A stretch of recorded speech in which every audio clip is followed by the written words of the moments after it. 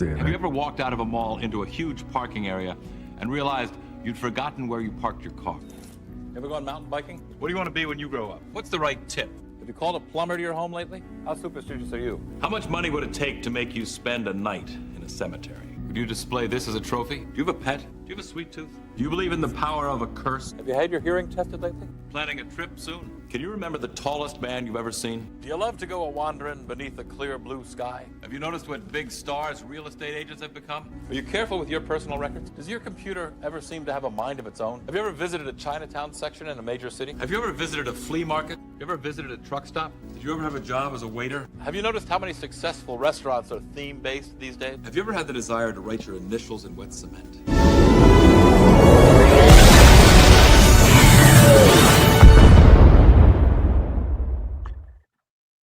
Tick where applicable. Hailing us as we engage Warp Drive, a Star Trek podcast, live and positively red. Raw red, we're Monster Maroon this time for more Trek talk, banter, and other bollocks beamed right up your alpha quadrant. The crew.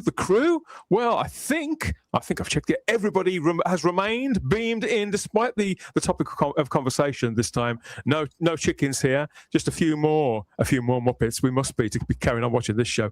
Okay, so we've piled down to the drinking den aboard the USS Enterprise here. I think that we may be out of a few popular beverages, but we'll drink pretty much anything by this point from the slop tray here at 10 backwards. We've been talking about the flagship Star Trek show, sort of flagship show for now, Strange New Worlds, and this is about as good as it gets, believe it or not, in Star Trek's 60th anniversary year. Whether this is something that Gene would have approved of, I think this time we have a pretty fair idea. Where what the answer would be to that. But generally speaking, the initial idea, believe it or not, with Strange New Worlds when it first launched would be that this would be back to basic Star Trek. That would be a rallying cry, I think, for classic fans or people who just enjoyed traditional adventure television with no frills and no gimmicks. How's that working out? Yes, so we're now halfway through this season 4 of Strange New Worlds. And we've been here throughout this season at any rate, to keep you up to speed about where we've been with it all as we go round by round. We're back once again, so we have the Rabbi from another planet here, our helmsman, who I think a trusty pair of hands and a 20/20 vision there to keep us focused on wherever it is that we need to go. Our thrusters are fully thrusted. It's normally genitalia. Let's be fair. That's where it normally ends up. Normally the rectum or genitalia. That's where the night is young, mate. The night is young. This game is ever. Yes, that's what they say.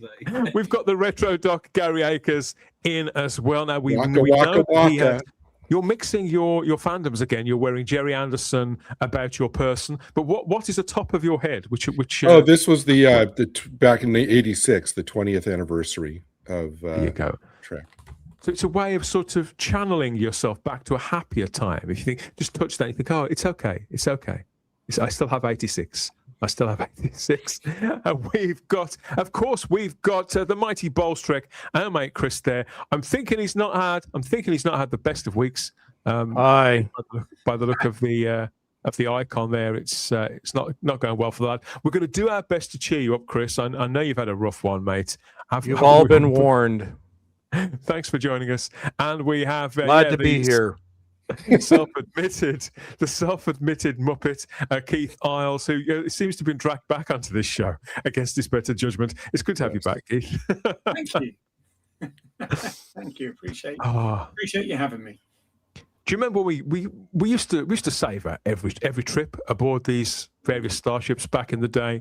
We were safe in the knowledge that not every episode was going to be our favourite, but we were in the company of seasoned Starfleet operatives, crew members who we knew would be not just sighted on their day-to-day tasks at their stations, but guaranteed to give us something we could enjoy and a series that we could be proud of following, I think. I mean, there was always people who take the piss when you said you liked Star Trek, where are your pajamas? Do you speak Klingon? All those sorts of questions.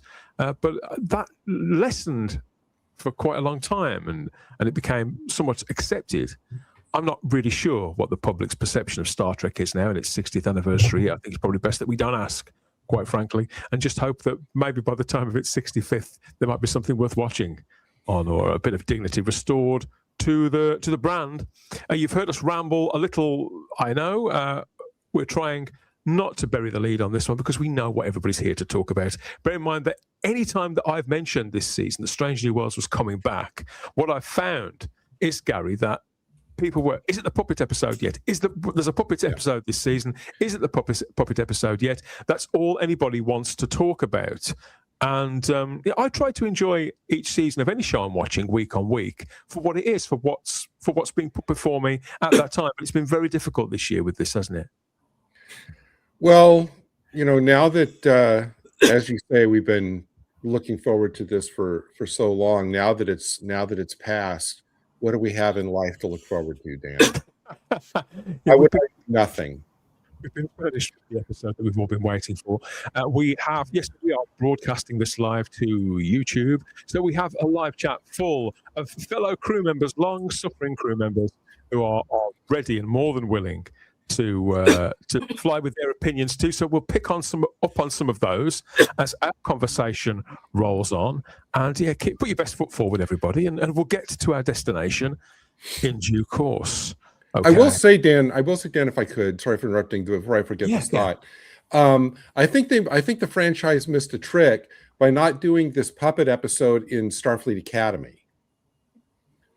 Because then we could just kind of combine it all into one big whatever.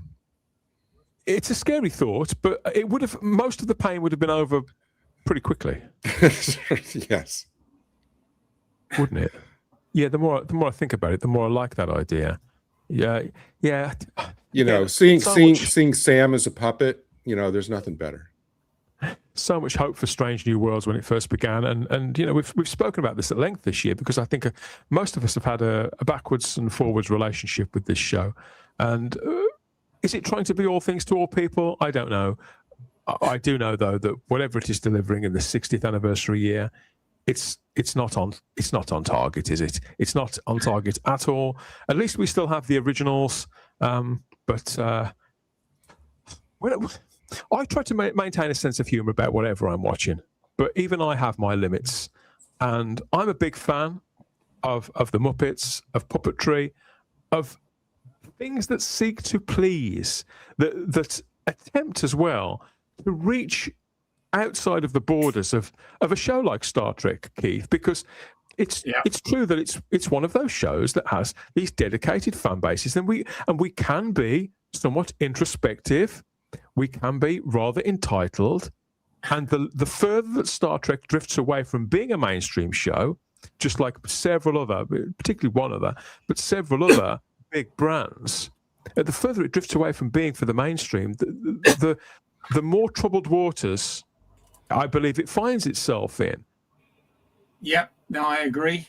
I'm really, I'm tired of this novelty slop phase that we're in, with strange new genres every week. And as you probably know, some of you know anyway, I went to film school back in the 90s, and one of the first things we're taught is you can make a bad movie out of a good script, but you can't make a good movie out of a bad script. And bingo. This is what I feel, unfortunately, Strange New Worlds is. I'm going to sound like a bit of a stuck record here because I've said this before. I cannot fault the craftsmanship and the quality of production, and I think the Henson Company did a phenomenal job of not just creating the likenesses of the characters as puppets, but also the performance and everything as puppets. All of that. It's really annoying because I can't fault the quality of the actual episode from a production point of view, but from a Star Trek and logical and writing point of view, this is the most thin, childish, and I guess are we talking spoil? We are talking spoilers on this, right? We're getting into the I haven't actually started the review of the episode itself. Really, I was sort of framing it as regards what is a quality show and what isn't. Sorry. Was the question? Well, this isn't. I mean, this is in terms of production, but this most certainly isn't in terms of treating the audience, insulting the audience's intelligence. It does very well, and it really is just novelty slop at this point, I think. Imagination and ambition, and a willingness to try and not to aggressively court an audience who objectively hate Star Trek, and so they would rather watch literally everything else. But I think to advertise, to boast, to demonstrate you have a show which does potentially have a far greater reach, I think that has to be a really, really good thing. And yet this show, several other big shows and movies, come to think of it, are continually fumbling that ball. It's as if nobody has an awareness anymore of the target demographic. I've spoken about this several times, speaking about other TV shows and movies. I'm not convinced that anybody working at a studio anymore does anything approaching market research, Rabbi. I think, and do you see what I'm saying? That again, we're talking about Venn diagrams, where the circle that contains Star Trek fans, the circle that contains mainstream TV fans, and only now in the thing streaming these writers age, care about is themselves, right? They're entertaining themselves. They think Star Trek's a bit stupid, but they're happy to have a job, right? And they're like, oh yeah, let's do Star Trek with Muppets. Now, as with most of these concept ideas, it could work if it was written better, right? Like Gary's rewrite of the Super High Planet it made the whole thing work, right? And it was fun. This could have worked, maybe. I mean, it's got to be like a Q episode or something to make it something like that. I've been wondering now, if we look at before the Venn diagram used to be just the two circles, the casual audience and the fan audience. Now I believe there's a third circle that's moved up from the underside, which is people who just happen to be on said streaming platform at any time, shuffling around for something to watch, or even people, because depending on which platform you're on, you find, and depending on which show you happen to have just watched, we now have a situation where some of these shows just start automatically. And the AI, the algorithm that sort of stewards those streaming platforms, what I found, Gary, is that sometimes it can choose what to put before people next based on the thing that they may have just watched. So, for example, somebody's watched The Muppet Christmas Carol. Here's an episode of Star Trek with some Muppets in. Somebody's just watched, I don't know, the Barbie movie. Again, here's an episode of Star Trek with whatever. Somebody's just watched Event Horizon. Here's a Star Trek episode that's a bit like Event Horizon. And do you think that's is that a third block, a third constituency of potential viewership, which they are conscious of? Or am I drastically overthinking this? Wait, so are you theorizing that these concept episodes are intentional in order to drive that kind of association for streaming? I don't know. I mean, it could be. I mean, everything in the world revolves around streaming these days, and eyes on product. So, that very well could be. I think that all of you have already made great points. I mean, Keith's great point about, from a production standpoint, it's next level. Your point about, well, is it just basically to kind of piggyback on as a means to drive views on a product for a channel? I don't know. I mean, it could all be that. I mean, there was this episode. Well, okay.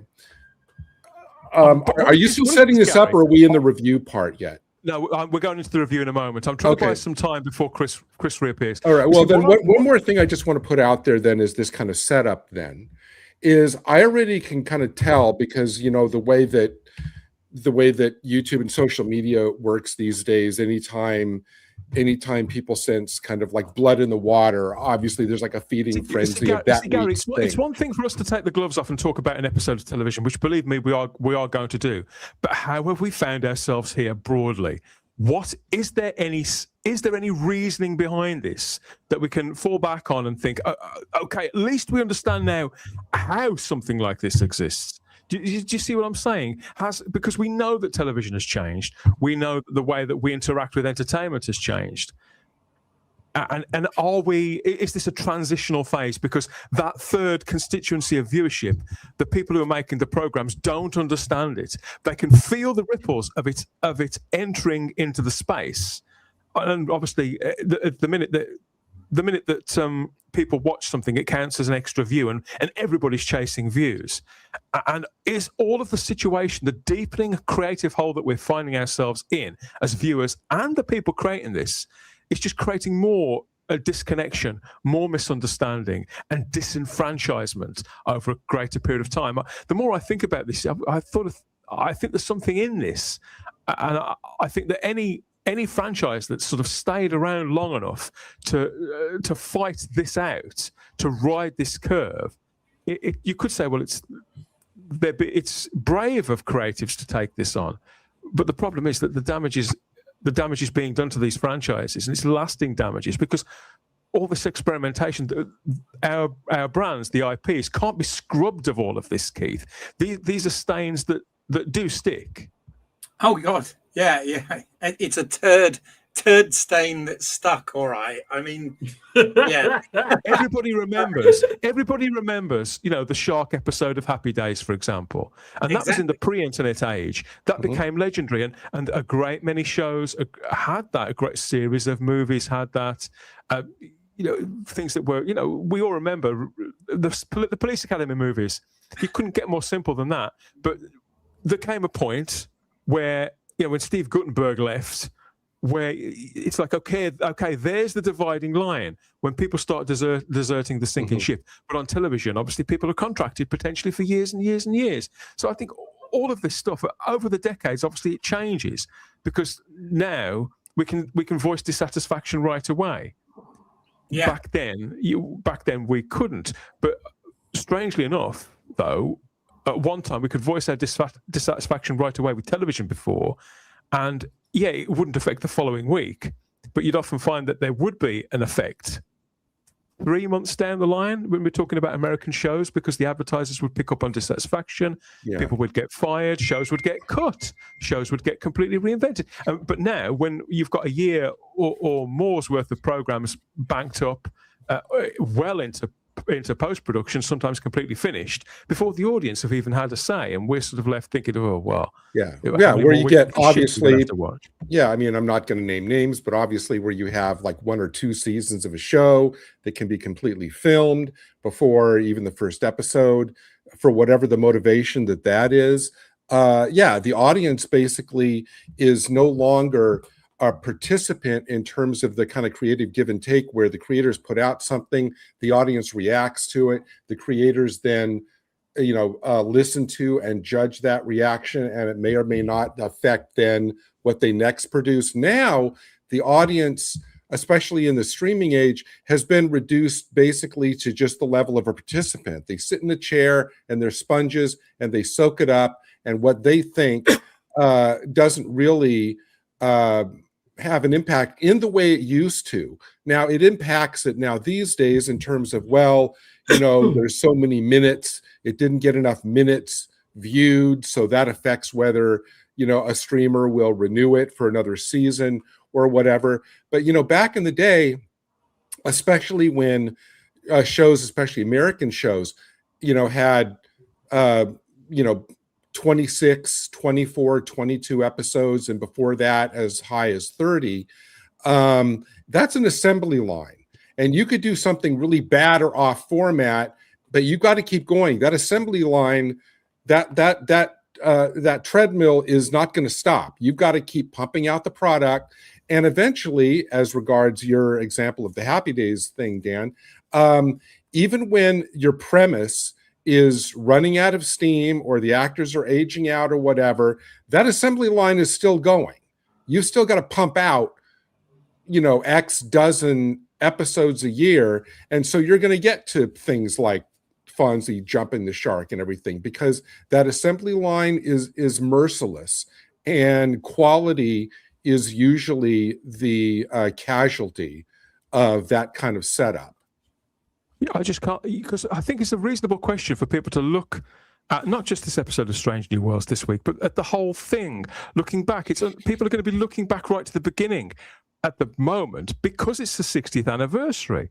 And so it's not unreasonable for people to be looking at it and thinking, okay, this is all well and good, and we know why we feel the things that we feel, but how on earth have we got here?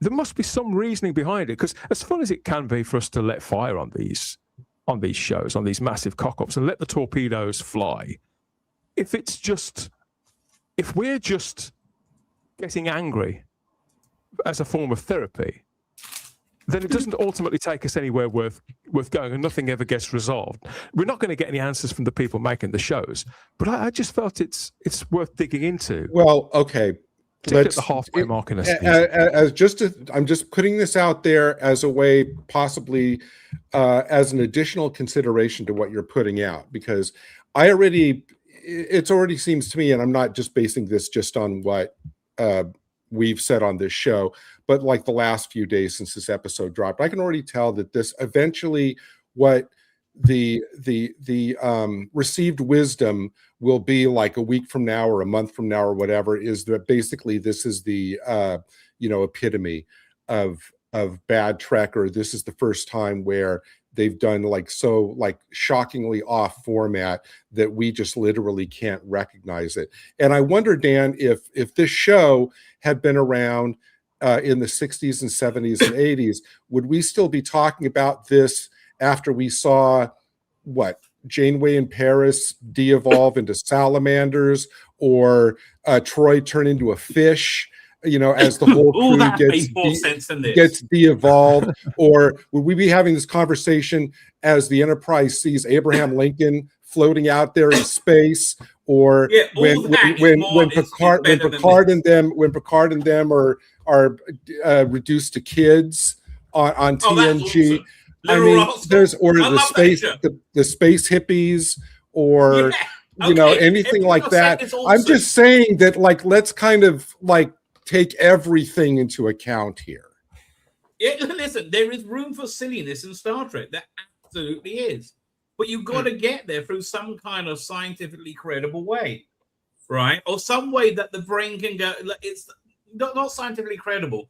It just has to be not scientifically impossible to imagine, right? It's not that it's like, what I still don't understand. There was Scotty was experimenting with a puppet, and so everybody got turned into puppets, and somehow they can live and move and do all shit, and they can still act like Muppets. It's and they the difference, Rabbi.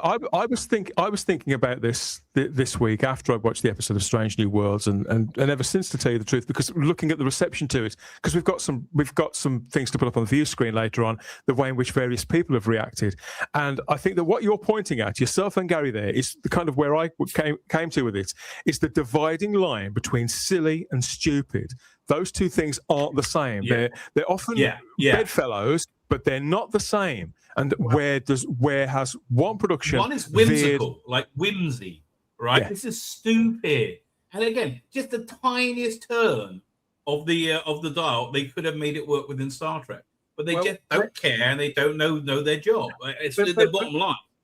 But also, again, I know I'm known for really bashing the writers on this, but I believe with good cause. A couple of episodes back when you had that sort of awful, and I thought it was god awful hangover spoof episode, putting the character of Scotty in jeopardy holding a ticking bomb made no narrative writing sense whatsoever, because this is a prequel and we know that character is going to be okay. So putting them in danger from a writing perspective was a dumb thing to do. They should have done it with Ortegas or one of the characters where we don't know where they're going. Likewise, in terms of terrible writing tropes, we've got a terrible trope with this one, which is like the 40-year-old Bobby Ewing thing, that it was all a dream, right? Well, And we haven't. Okay, we'll get into the episode now because we're doing all the things. Okay. sorry, but it's just Okay, let's. So everybody in the live chat, we'll get to your comments in a little while. We're going to get into the episode now. Food for thought. I think the dividing line between silly and stupid.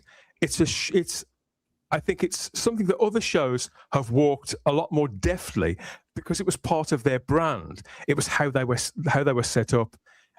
Their initial concept was along those lines. Star Trek, as flexible as it can be, what isn't one of those shows? That's not what Gene Roddenberry had in mind 61 years ago when he was first coming up with this idea. And that could be why we find ourselves where we are in the here and now. You may disagree. Of course, that's allowed to let fly with your comments in the live chat as we get into our main review of this episode of Strange New Worlds.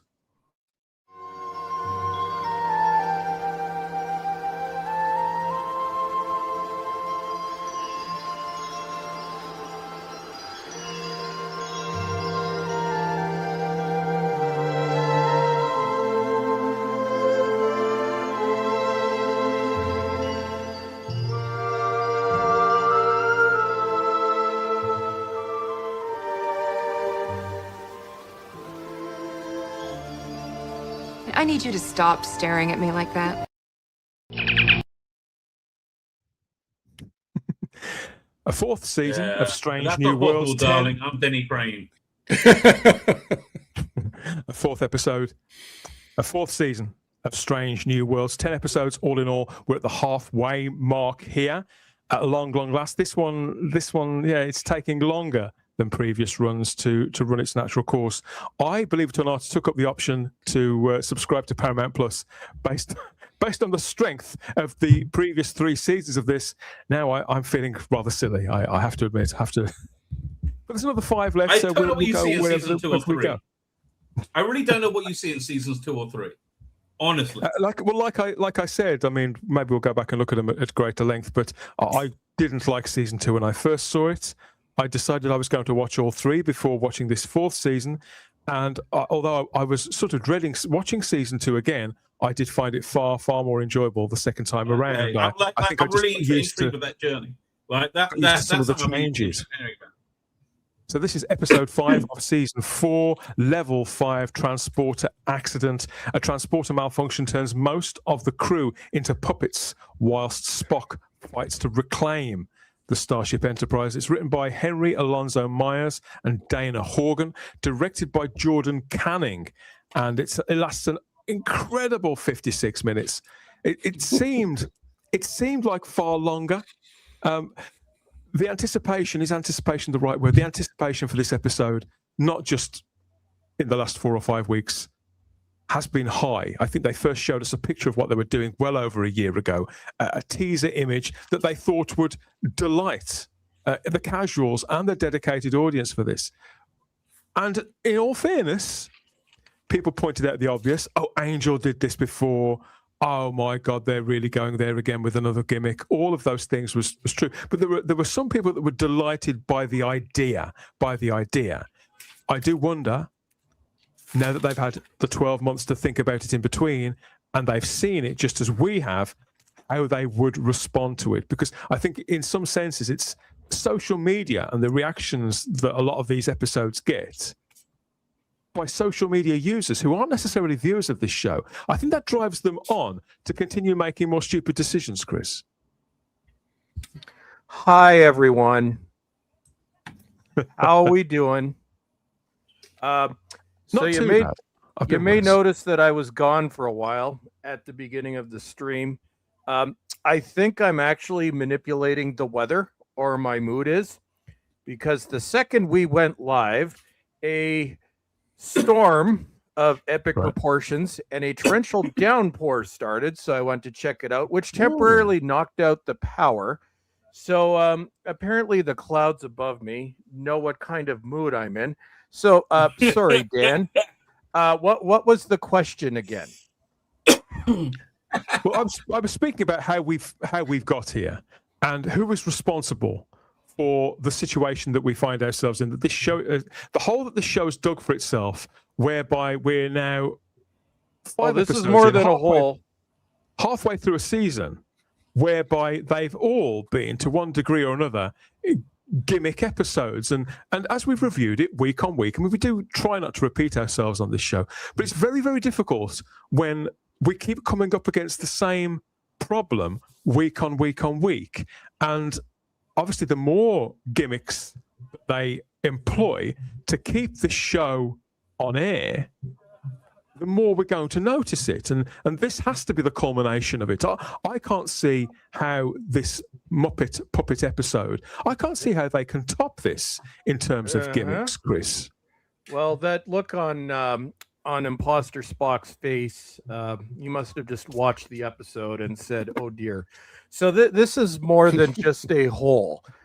This is a chasm.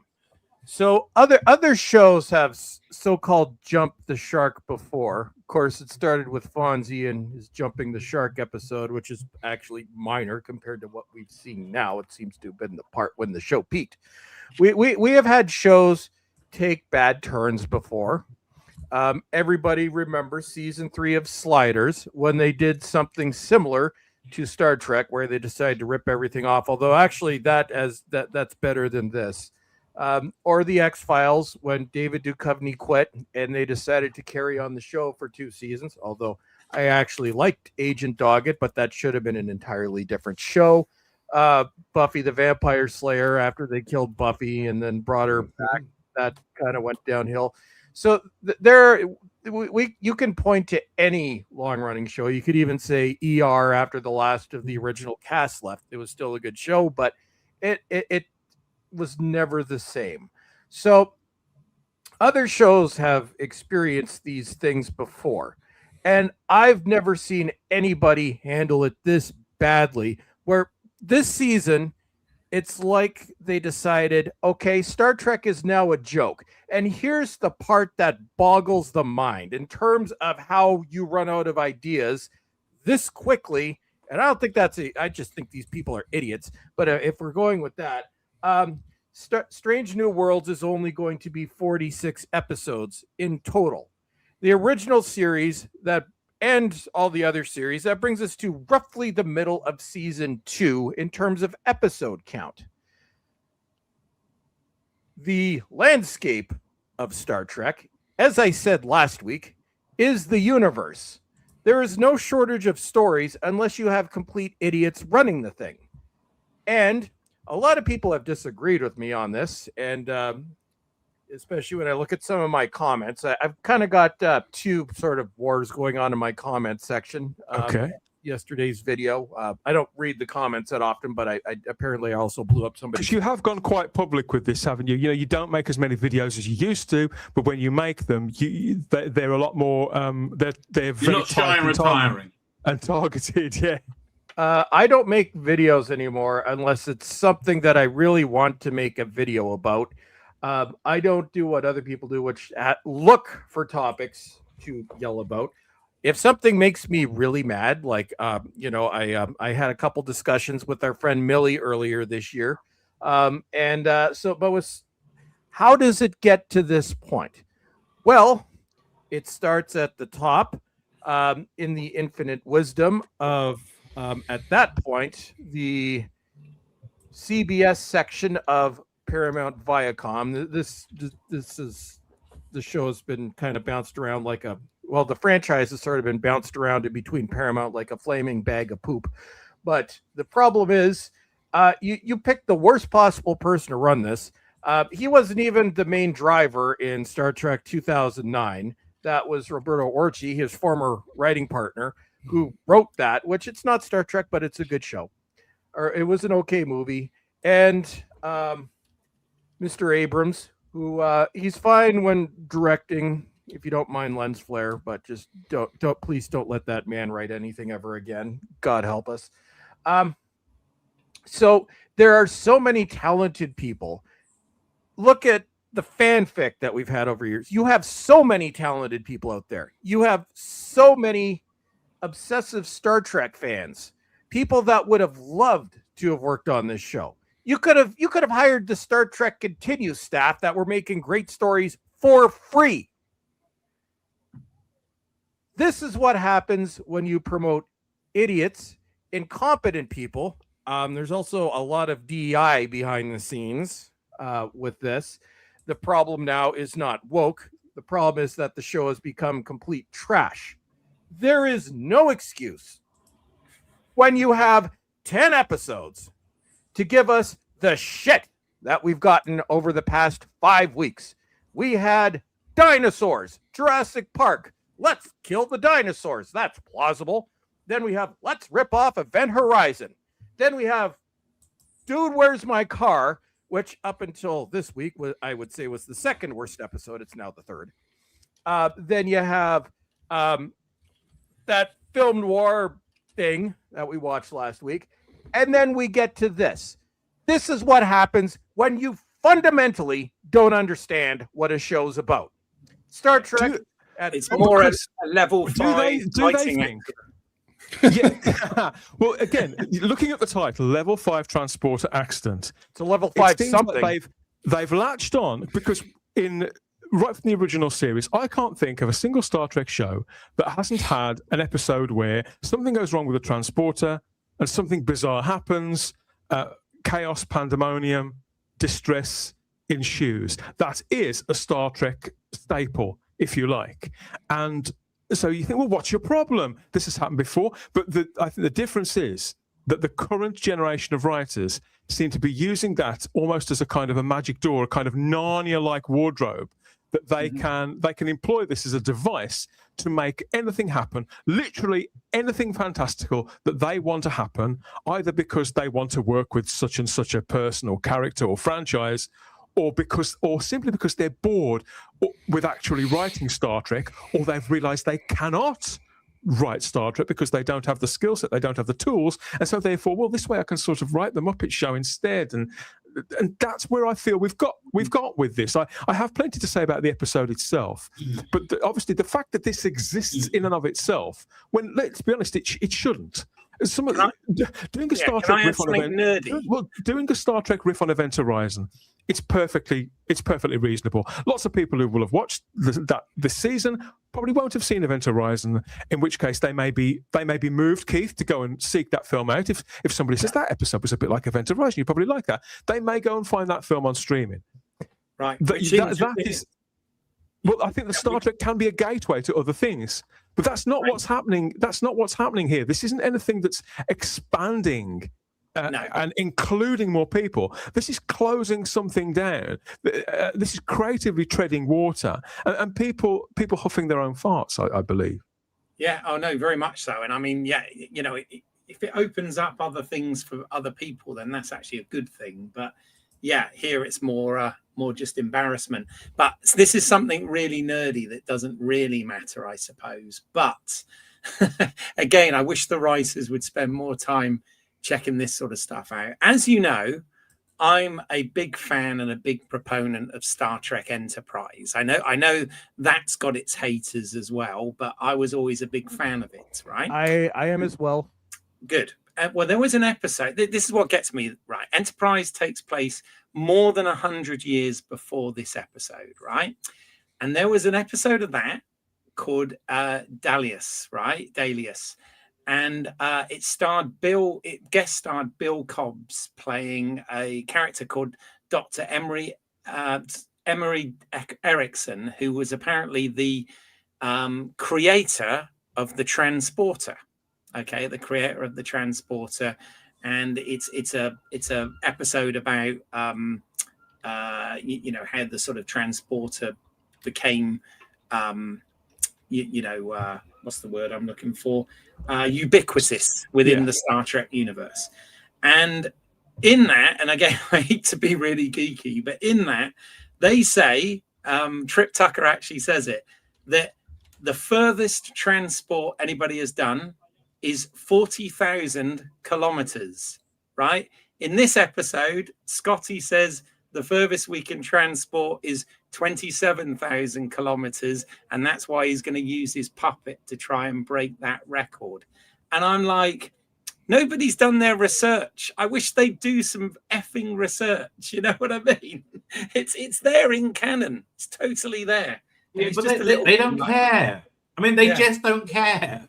It's a basic AI Google search. I believe that's in the Star Trek technical manuals as well. Yeah. But that goes to what I was saying earlier. This is people that don't understand Star Trek, don't care to understand about Star Trek. This is a show that at its core is supposed to be based in science. Now, of course, there's the ending of the episode, but that's just stupid. I'm actually surprised they even bothered doing that in the end. Star Trek is about asking questions. It's about asking philosophical questions. You can occasionally have the stupid episode, nothing like what we've seen here. When you have 26 episodes, yes, you can have the occasional stupid episode. You have 10, and they've all been stupid, aside from the Event Horizon, which I liked until I realized that this show is ripping everything off. So I changed my score for that one. It's now a 3 for unoriginality. But you have to understand what the show's about. You have to do basic research. And even to get something like that, this isn't like 30 years ago when you had to go through books and scripts. No, you could have asked Gemini. According to Star Trek, what is the longest anybody has ever traveled? 40,000 kilometers in the time frame 100 years before this. Maybe I did wonder, Chris, because looking at this, that was the conclusion I came to. Not only that people, just like Keith mentioned, yourself, you both honed on the continuity problems, which I haven't got encyclopedic knowledge of Star Trek. I didn't notice any of those things, but obviously a lot of people will, and it will affect their enjoyment of it. Just because I didn't notice it, it doesn't mean that the people who make the show shouldn't. And I wondered, well, who has come into this and written this episode? Is it somebody, for example, who either works currently or had worked at Henson's, or is it a young new writer who's a little untried and untested and who's been put on Star Trek because it's something to cut your teeth on? So I considered all of those options. And then when I went and looked up and I saw that this was written by Henry Alonso Myers, and he's the showrunner of this fucking show, I just couldn't believe. I found it so incredulous, Gary. If a showrunner of a series doesn't understand it, even if he may understand how the dynamic works between this particular crew, but if he doesn't understand, if he's not got a spatial awareness of the barriers, the framing, the parameters of his own show, no wonder this thing is stretching to breaking point right now. Is in many ways I'm actually still not totally sure. My feelings about this episode are still kind of forming. They're still all just kind of rumbling around in there. Does the ending feel like a cop out? Yeah, but I can't conceive. By the time the ending kicks in, which is just the last 2 minutes or so, it's like, oh well, whatever. And that's what I found myself just going, oh. You're right, exactly. Here's the thing. The thing that's primarily frustrating to me, most frustrating to me about this episode, is I think that if you push past what you might see as the gimmickry of it all. Because here's the thing. When I sat down this morning to watch this episode, I realized that, okay, this is obviously going to be a massively off-format episode of Star Trek. So I didn't go in with the mind frame of I'm going to judge it against top quality Star Trek. No, because it's too... I said...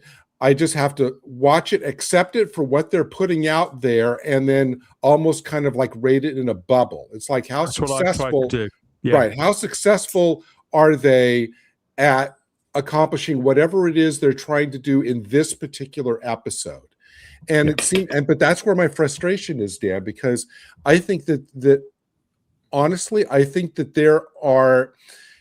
This is, and don't laugh. Wait till I finish my thought on this.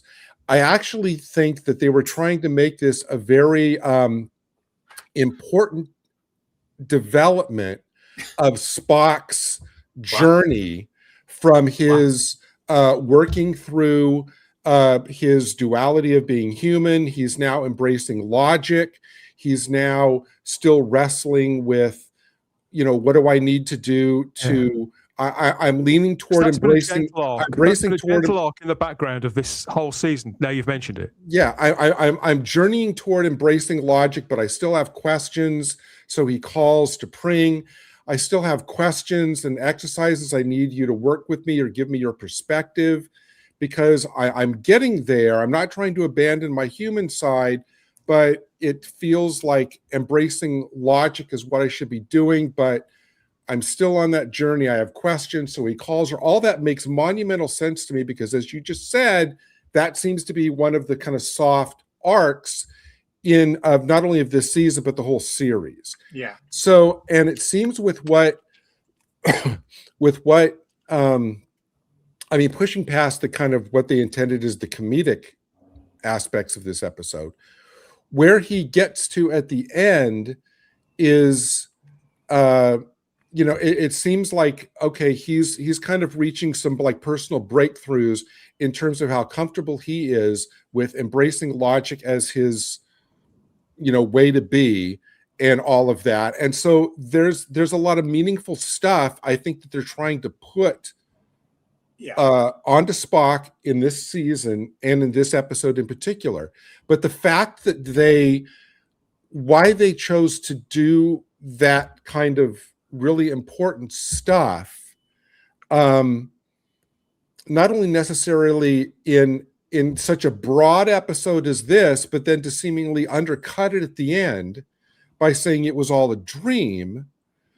I'm going, okay, well, does he still remember? Does he still take away the lessons, for lack of a better word, from most of us, we have a dream or a nightmare. No, we have a dream or a nightmare, Rabbi. If you're anything like me, even if I'm moved or shaken by either or of those things, by midday I've usually forgotten them. I know. Okay, so if you want the Kabbalistic take on dreams, there are 3 sections to the evening, right? You've got the first third, the middle third, and the last third. If you have a dream in the first third, don't worry about it. It's just your brain processing the day, right? The second third, which is called the Hour of the Wolf, is when demons have control of the world, right? And you will hear dogs barking. Don't need to worry about those dreams so much. However, the final third, if you have a disturbing dream, especially as dawn is coming, then you should be worried. What you do if you have a disturbing dream is find somebody to give you a good interpretation, because a dream follows the interpretation, because we have dominion over this world. That's fascinating to me. That's fascinating. It makes alarming sense. I have to say, personally, I mean, bad a trope as it is and lazy writing as it is, the whole dream thing, I was actually relieved when that came up. And the reason being is suddenly, all of the lack of anything scientific and the absolute absurdity of everything was suddenly like, I was thinking, oh, well, thank God. Well, at least that didn't happen in canon. Whereas, it's the only thing it doesn't fall on your mind to wrestle with this to make it make sense. It doesn't need to make sense, because it was just the dream of one mind within the context of the show itself. But what Spock goes through, as I said, what Spock goes through in this episode, or what he is working through in this episode, is important to his arc. That's what's frustrating. That's what's frustrating. That's what's frustrating. Why they put it in this episode? They thought they were being clever. As far as an episode. Well, and then they go, but it's so much deeper. That's what they were thinking. Before we, to cast aside, the whole dream thing. I mean, the other most famous Star Trek, It's All the Dream episode, Inner Light. Oh, that wasn't a dream. It was. He lived that whole life. It was effectively a dream where he lived his whole life. It was real. But it wasn't really happening to him. Within its consciousness doesn't make it a dream. A dream, you go to sleep. That's kind of potato. I think you're right in the context of the fiction, but to the viewer, it's exactly the same thing. I hear what you're saying. By the way, Dan, this picture, Dr. Mabenga looks like he's Team America World of Peace, Dr. Mabenga. before he gets turned in. Although I have to add that I can see the strings. with the inner light thing. I think they're different because the inner light, because this atrocity is Spock's having a dream because this Spock is a moron.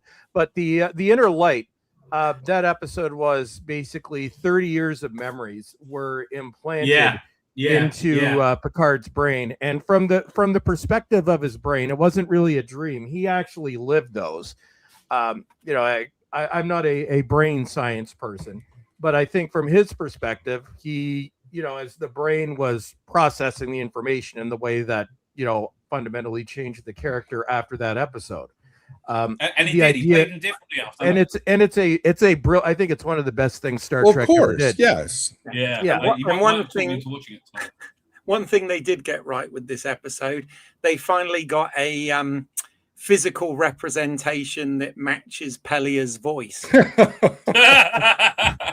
I will say, let me just. Weirdly, I found Pelia, Muppet Pelia, to be the hottest one of the three. Yeah, I will say. Let me share that the thing that honestly disturbed me most, and if anything's going to keep me up tonight, it's the sight of Spock making out with the T'Pring puppet as they fall out of frame. Yeah, that was profoundly disturbing to me. The insinuation is that he slipped her a fatty afterwards, and this had puppets doing it. They weren't subtle about that at all. Well, here's another view beyond the incompetence. This is a theory that I have.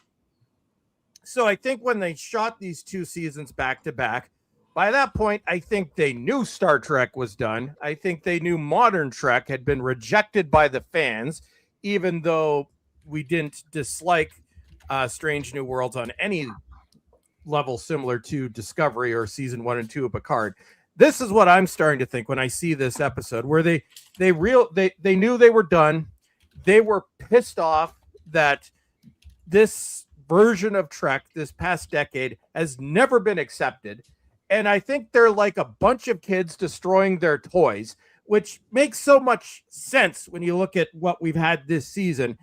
They're angry. They hate Star Trek fans. They're like, we are going to spend an entire season making fun of Star Trek. Literally, that's what this seems to be. I can see why people would take it that way. I think it's either that or they're bored and simply can't write. They're bored with Star Trek. They're bored with the parameters of it as they view it. They view this as something that is confining their creativity, and so they're trying to write literally anything else without observing any of the markers of Star Trek being, because Star Trek isn't a fantasy show. Doctor Who is a fantasy show. There are lots of Star Wars as a fantasy series of movies and TV shows. Star Trek is science fiction, and this episode is not. I mean, it's obviously trying to amuse. Saturday Night Live sketch. Yeah, and it's obviously trying to amuse people. So the other position to take from this, and there will be people there. I know that there's people listening and watching this on YouTube now, leaving comments about this. Is okay, guys. This is meant to be a bit of fun. This is meant to be amusing. We're not meant to be taking this that seriously. This is meant to be a bit of fun. It's meant to be entertainment. Was it? So if we say, okay, they're trying to amuse us, was this funny? Did this succeed? Looking at it from the other perspective. If I didn't care about Star Trek at all, I could see how this could be mildly entertaining. Like I said, if this was a Saturday Night Live sketch, I'd have said, "Oh, priceless! That's bloody brilliant."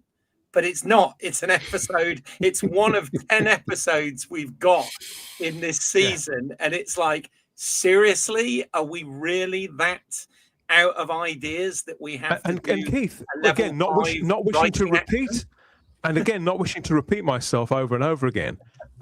If, for example, this is the midway point in a season, if we'd have had four episodes of the series that Henry Alonso Myers and his colleagues promised us of hard sci-fi, of classic Star Trek storytelling, if we just had 4 of those and we had another 5 of them to come, and they'd have put this in the middle. Yeah, it's not necessarily to my taste. Could have got away with it. Yeah, I would have given it. I would have been a lot more generous towards it than I am right now, because I feel like I'm punch drunk from at the moment a bunch of gimmicks of which haven't been to my tastes. Yeah, the Griffin incident was to my tastes, but largely they haven't been. And so, in isolation, do you see what I'm saying? If this had been the point to relieve a bit of tension between a 10-episode block full of intense dramatic storytelling and real science fiction adventure, I would have even given them this. But I can't, based on the back of what I've just sat through for the last 3 or 4 weeks. I actually, people are going to think I'm nuts with this. I preferred this episode by a long way to last week's and the week before. I don't believe this is the worst episode of this season at all. But because I've been taken here progressively, it's worn me down over the weeks. And so, therefore, I can't even... I wasn't in the right place to receive it. And that's not on me. That's on them. Yeah, I know exactly where you're coming from. You know, like you said, if we'd had a load of proper... in inverted commas, proper Star Trek episodes, and then this as a Spock fever dream, which is what it is. Yeah. You know, and as I said, you know, the Henson group have done a great job with the design. I can't fault the production of this. It looked incredible. And the direction was very strong as well. But that's not the point. No, but we haven't, this is like you said, we haven't had those. All we've had are a bunch of quite honestly terrible gimmicky episodes, and it's just what are they doing? I mean, I'm still I will confess that I am still strangely attracted to the lawn puppet. Well, yeah. I have no problem with. We've got more chance with that, mate. Good one. Sad but true. Oh yeah, you could actually have that, but I think, I think what Dan was saying. Would you masturbate into a lawn puppet? No, stop it, Rabbi. Stop it. So I'm going to go back to my other point now. Thanks for that, Rabbi. I don't think I would, frankly. Well, I know you would, but the rest of us wouldn't. Okay, but going back to Dan's point, that's part of the problem. Had this been a standalone episode, surrounded by decent episodes, I'd still hate it. But the problem is, and I emphasized this when I did in my video yesterday, it's the build up to this episode where we're seeing that they've turned this show into a joke. It's beyond gimmicks. They've turned this show, the characters, everything into a punchline. And we've seen it through, and I'm now, you know, my thoughts on the Griffin incident. It's still a ripoff, but it's that one's not even real Star Trek, I guess. If we look at it, that it's saying that there's actual ghosts, but that was the best out of 3 terrible episodes. Your video was priceless, Chris. It was priceless. I love you guys do realize though that if they do what Keith just referred to as a normal Star Trek episode, at this point, that will seem a gimmick since it's so unusual. Well, they've ruined it. Like they lost the audience with this one, because you can tell from the handful, and this didn't even crack the streaming top 10, by the way, not even the first episode from what I've seen. But even if they did a decent Star Trek episode, it doesn't take long to lose an audience. And we've had a 5-episode build-up to the show degenerating into a puppet episode. And I guarantee a lot of people probably didn't even stick through to the end, because I would have turned it off if I wasn't reviewing it. Actually, I would be done with the season now if we weren't reviewing it. I kind of don't really care about what they do next week, because this is like we don't mention that show by name. But there's a certain thing called the Timeless Child, where there's a point of no return. Now, you can argue Star Trek's had many point of no returns over the past year, but the question is, which was the final straw? I think it was this one, because we've assumed. Well, no, it's what led up to this episode, the concept, this season, and really going back to even the musical episode, where we've now had our confirmation. It's what this episode confirms, is that to these people, this show is a complete joke, and it's not to be taken seriously. It's almost like at this point, we've had good episodes by accident. But this show has had some of the worst episodes in Star Trek history. Look. Yeah, look at this. Can you imagine? It's like, if Chris, instead of Chris, doing let me it ask like- you. Let me ask you, and this is a serious question because I think it tracks with what you're already saying. The fact that when T'Pring is talking to Spock, I can't remember if it's human T'Pring or it's puppet T'Pring, and talking about There's a big difference. how this ship is more prone to hijinks than others. Do you think that that's basically the writer's belief, and that's why we're getting this? Is that this is the ship that all of the hijinks in the Federation happen to? Well, it's almost like they had a very rudimentary understanding of Star Trek, and then they watched the Orville, but completely misunderstood what made the Orville work, which is a few episodes in. There was the comedy, but there were serious themes and tones behind it. It's almost like they looked at the Orville, forgot about the serious undertones of the episode, and just saw the hijinks. And they said, "Yeah, we're going to do that." That's not why people like the Orville. And the Orville is genuinely funny. But it's that term in this hijinks. T'Pring says it. I'm like, oh God! When she used that term, I was like, really? That character is becoming. I was a big fan of T'Pring when this started. I found her sexy as hell. I thought she was awesome. I thought she was really well acted, Rabbi, and I genuinely enjoyed it when she turned up in an episode. Right. Now I think she's devolved as a character.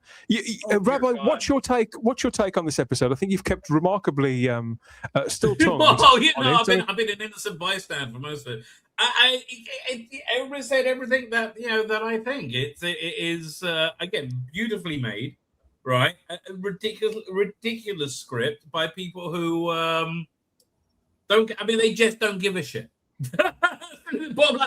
they like, well, we got the episodes now. We're going to make them. They can't fire us. Let's just do what we want, right? And that's what it is. That's all it is. It's a real thing. Could you imagine if it's in the guy who wrote this episode, the guy who's show running the series, if they gave that job to Terry Matalas instead? Could you what universe would we be in then? Like a really competent Star Trek. I don't think anything like this. I don't think anything like this would have ever got through. I mean, you see, Rabbi, when I was watching Star Trek in the 90s, I used to watch them on BBC Two, and then when they went to Sky, I bought them on VHS instead. And by that point, they'd all been shown on American TV, and I'd have a breakdown of what episodes were where, and I knew the flow. I got used to the rhythm of the average, say, 26 episodes of TNG, and so I'd look ahead and think, okay, now we've got a bottle episode coming up, now we've got a two-parter, and there was a way in which they would be balanced. I mean, an episode that I always hated was the Next Gen episode Rascals. I couldn't stand this episode, and every time I get to it now, I still sort of watch it because I'm a completist, and because I'm even nostalgic for the things I disliked when I was a kid now, like Bros records and things like. So I watch it anyway. But this is another transporter sort of bit of nonsense, and I used to find this totally cringeworthy. But at least it was. I could bite my tongue because I knew that the story was still a Star Trek story they were telling. It was silly, but it wasn't stupid. I can't say the same. Right, exactly. I like Rascals, right? I have to say, I really do enjoy watching it. Because I'm aware. You see, I'm aware that the people who are defending Level 5 transporter accident are mentioning episodes like Rascals and several others and saying, well, you've never had a problem with this or with this. There are a lot of people running defense for this and there's people even in the live chat watching us on YouTube who've turned up. Thank you everybody for the comments. We will get to them soon, and we do want comments from everybody, no matter how you felt about this. But I'm noticing people rushing to episodes like Rascals and saying, "Oh, but you didn't have a problem with this. You didn't have a problem," and that's because they were silly, yes, but they weren't stupid. And this episode is stupid as fuck. Should I do one of the if you want to watch and enjoy Rascals, you should really see it on streaming. Would you classify? I'm serious. Would you classify? I'm just curious. Would you classify Spock's brain as silly or stupid? Silly. Yeah, I would say it's silly, but no. Spock's brain wasn't an offense. It was just a very bad episode, not based in science at all. This is. I think it's my theory. You have different theories. Well, my theory is they're throwing a tantrum. They hate Star Trek. They hate Star Trek fans, and they are deliberately returning. They are deliberate. They have, a little. It's all been filmed, but by this point, they knew they were screwed. So they're like, yeah, we're just going to create. Our sole mission now is to make Star Trek fans angry because they didn't accept our crappy vision. So we're just going to ruin their Star Trek. God knows what else is coming this season. Yeah. Oh, there's a romantic comedy, or no, a soap opera. There's a soap opera. Yeah, there's a soap opera. I believe there's Lord. a fairy tale episode. Like, Jesus Christ! They already did a fairy tale episode. I'll tell you one thing I found again from a writing point of view. From a writing point of view, one thing that kind of annoyed me as well, and again, it's like I said, got these sort of Star Trek touch points that they think they're really clever by inserting in, and it's like so in the film Alien Romulus, I was really annoyed at a film that was set before Aliens, but they used the term "get away from her, you bitch." It made no sense whatsoever in the context of the film. And in this, they do the same thing. They have needs of the many. And God, I hated that. What remind me? I vocally sweared as soon as I saw that. I'm like, fuck you. I think I blocked that out. I think I blocked that out, and you just brought that up again. Jesus Christ! What? No, that was them. That is one of the best episodes in Star Trek history. And these people hate Star Trek fans to the point that they took that and imported it into their puppet bullshit just to give the middle finger to Star Trek fans. This is awful. Yeah, Keith, I have to tell you, if I had a choice of having that memory resurrected or my Uncle Griffin fingering my butthole, I think I'll go with Uncle Griffin. Oh, my God. Oh, Lord.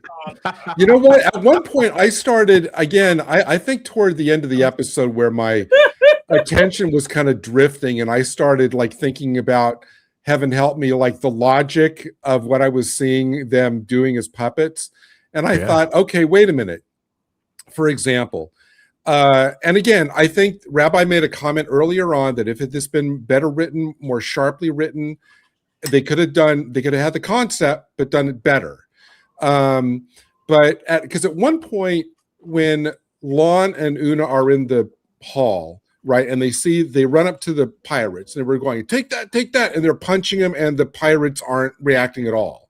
Una's punching the leg, and Lon tries to chop him and just gets tossed off. But then later on during the assault on the bridge, so it's clear from that the puppets have no mass, right? They can't, their punches don't land.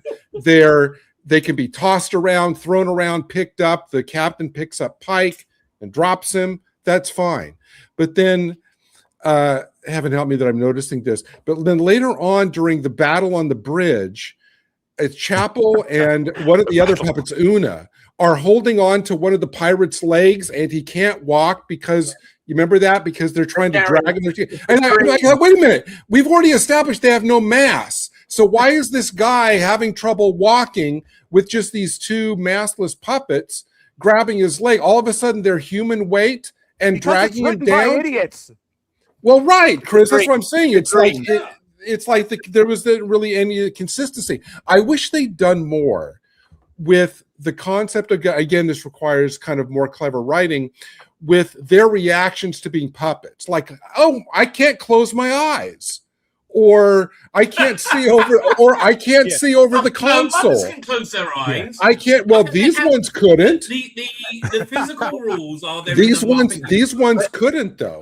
Again, Gary, this is why I was so relieved actually when it all turned out to be a dream. Yeah. Again, all that sort of nonsense. The other thing that gets me, and I did think jokingly to myself, oh, maybe this is why they've got buttons again when it comes to the original series, because obviously none of the touch panels work because they were Muppets, Or they Keith, there was a plot point in this whereby Pelia had built a new chair for Captain Pike, and they kept going on about it. They kept going back to it. And I was thinking, okay, why is there a new chair in this? But is it a technical thing because they needed something to set a puppet into to make it work, or is it a plot point that's meant to amuse me or meant to point at something in the future? It sounded like it was supposed to be something, right?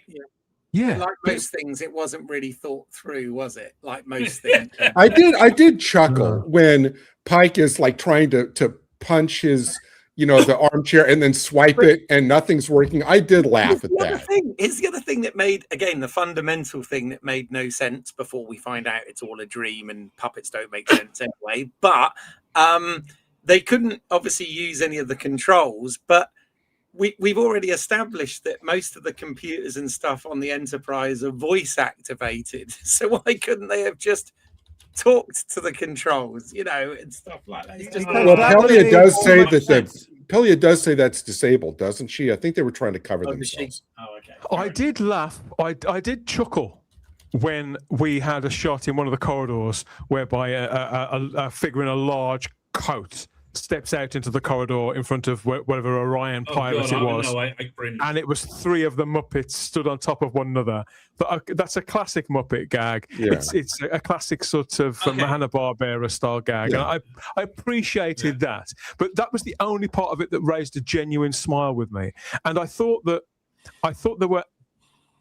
were directions this could have gone in which could have been touching and may even have had something to say about the human condition or the Muppet condition or something like that, but they resisted the jump at every turn. And had they have been more sure, kind of like you've said there, Gary, about the what are the rules in which they're playing within this world that they're framing for us, this world within the world. What are the rules of that? I think it would have all been a lot more effective. The scene where they're all floating in space at the end, that should have been not necessarily moving, but it should have been fantastical and sort of inspiring, and it should have made us all feel like children again.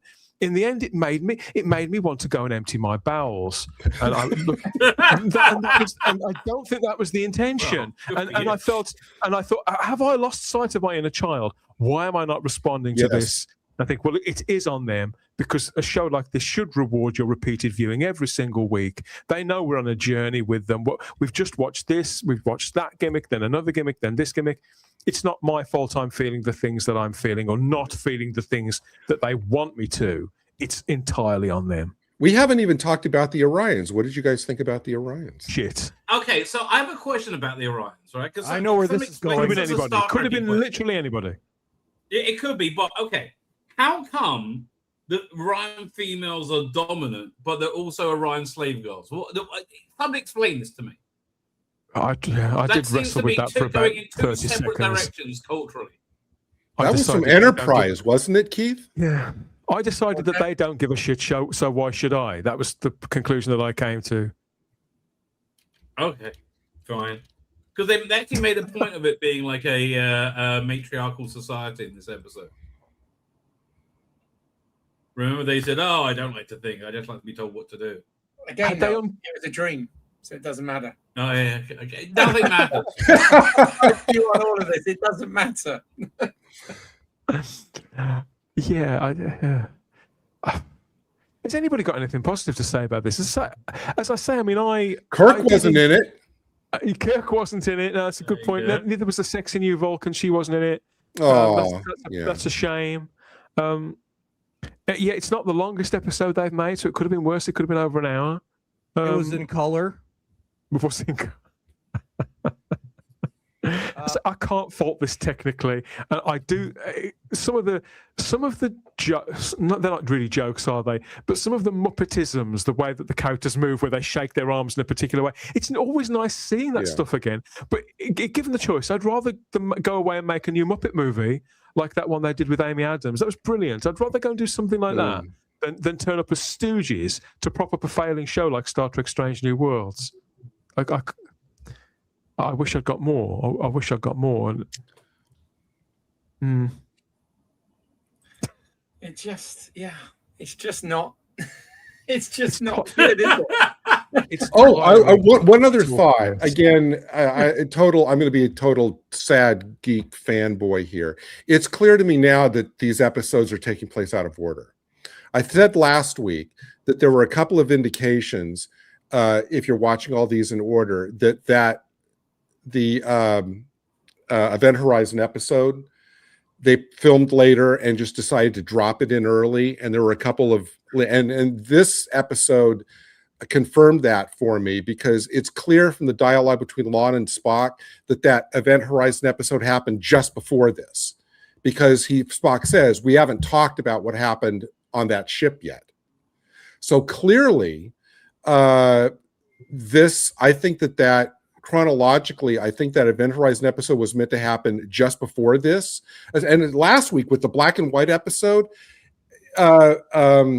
what's her name? Una, they're talking about her just being promoted, which happened, 3 episodes before that, if you drop that in earlier. Trying to put these episodes in the correct order is more interesting than the actual. Well, yeah, I think going in the correct order, and I could give you at least 3 reasons I think this.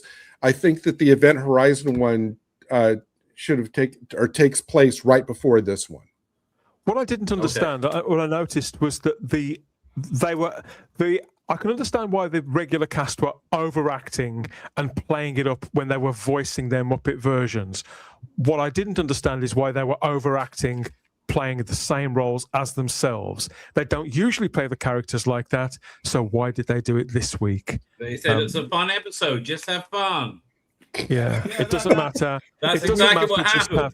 We know guys know are what such fun grouches. means. We know what fun means. So and on the Lon Spock thing, you gotta love the way they built that up to a completely nothing ending. Okay, we're done now. Okay, so you did all the what just Well, that's another thing. It makes more sense that she'd want to break off and distance from Spock if that Event Horizon thing had just happened. That makes more sense too. But nothing makes sense. Before we move over to take some comments on the view screen out there, how are we going to score this? What would you give this out of 5, Rabbi? Oh, 1. Yeah. I mean, it breaks my heart because it's like technically really well made. It's just beautiful. I'm like, just again, imagine Terry Metalis having these resources, and it's brief. It's like good what happened. Yeah. Yeah, this has got to be a 1, hasn't it? I mean, like overall, I can find it in my heart to give it a 1.5. That's what I gave last week's. I think that, and I thought this was in isolation far better than last week's in several areas. That for me, the very worst thing that Star Trek or anything can be, Rabbi, is boring.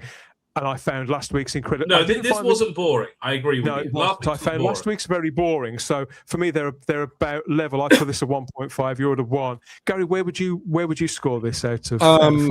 Okay, again, this is just after one viewing, and I'm still trying to figure out honestly what I think about this episode. But I can't disregard the technical achievement as Keith so well laid out. As I said, I do think that they were trying to do some important movement on Spock's character, even though I questioned this was the episode to do it. So, I mean, I can't write off what I think they did achieve with just doing a 1. So I'm actually just going to go like straight down the middle. I'm going to give it a 2.5. You've been very generous. Square there for Gary. How about you, Keith? What can you muster up for level 5 transporter accident? Well, I mean, so I'll be honest, this to me was better than Human Best Friend, which was that hangover episode, which I just thought was Star Trek at its absolute worst. I mean, I thought that was abysmal. And I think that was the episode. I don't think I was on for that episode, was I? But if I was on, I would have given that a 0.5 because I thought it was that bad. On the basis that, this is well made, but also on the basis that this is all a dream. So unlike the musical and unlike all the other stuff, this didn't actually happen. I guess I'll give it a 1. Jeez. It's hard because it's so ridiculous. I can't take this seriously. Keith, that was very beautifully reasoned. So I think that they're probably not going to have a problem with that. And how about you, Chris? I mean, we've scored it very, very modestly. What would you give this out? Negatives aren't allowed, Chris. Then I shall be revising my answer. I'm giving this shit a 0. And it's because this is where the show officially devolved into being a complete joke, because it was a multiple episode buildup. This is no longer Star Trek. This is a bad Star Trek parody, and this show could have been so much better. It just boggles the mind, because season 1 genuinely was good, and now it's degenerated into what we've seen this season. And at this point, this season is much worse than season 2, which I thought was the worst it would get, or the worst it could be. But no, this is unbelievable. Star Trek is officially a joke. This is where the show dies. It's the 60th anniversary. They give us a goddamn puppet show. There is no new Star Trek being created. We've got this, and keep in mind, we've got another 10 episodes of Starfleet Academy coming next year, and I can only imagine what they've done, because I'm pretty sure they knew they were finished when they were filming those, which is why they Jesus Christ, get that off my screen. which is why they did them together. No, Star Trek, like this is it. You had a 5-episode devolution into the show becoming a complete joke. And if you're a Star Trek fan, an old school Star Trek fan who, likes what Star Trek is and what it means at its heart, you should be pissed off. They took your toys and peed on them. This is no longer Star Trek. This is a farce. Chris, maybe they did this in order to make you appreciate Starfleet Academy more. No, it's not going to work. That's a bad idea. You think about it. When we had the 30th anniversary, we had Trial and Tribulations, and we also had Flashback. The Sulu episode. That's right. And those were some pretty groundbreaking episodes to Trials and celebrate. Tribulations was just superb, wasn't it? And we also had. Now we get this. Well, we also had First Contact, which was part of. That's right. So no, it was I can't believe it was 30 years ago, but no, that was brilliant. Or when you look at the 25th anniversary, we had Unification and Star Trek 6, and when the Next Generation really became amazing, or when the show just upped itself to a whole new level by season 5. So 25, 30, the show was on fire. Now the show is literally on fire, and it's dead. And I feel so bad for, true Star Trek fans. If you were thinking, maybe I can get my real Star Trek, and then you sat through 5 weeks of this shit, and then it culminates in a puppet episode. A goddamn puppet episode. It's worse than that. He's dead, Jim. Dead, Jim. Dead, Jim. It's worse than that. He's dead, Jim. No scores above. So Gary gave it the highest at 2.5. Most of us are scoring this. I think this is definitely the lowest scorer of the season so far. The rest of this 10-episode run is coming on the weekly as well. Runs right the way through to the 24th of September. Star Trek Strange New Worlds streaming on Paramount Plus in the United States, Latin America, the United Kingdom, and Australia. You can get it on CTV Sci-Fi Channel in Canada, TVNZ in New Zealand, and Sky Showtime, whatever that is, in select European but markets. nobody do that. Please don't do that. There's no pleasing you people. This is the episode that didn't jump the shark. This episode fucked the shark. Okay, Dan, I gotta say, Dan, you will not convince me that you did not. That when Pelia got sliced in half, that you did not jump out of your chair and do a fist. No, because she came back to life, so there's no point. And Rabbi, no, it didn't just fuck the shark; it shot the shark. The shark is dead. Here's the big question: Do you prefer Muppets or musicals? Musical. Ooh, I'll tell you. Musical. I'll tell you after the break.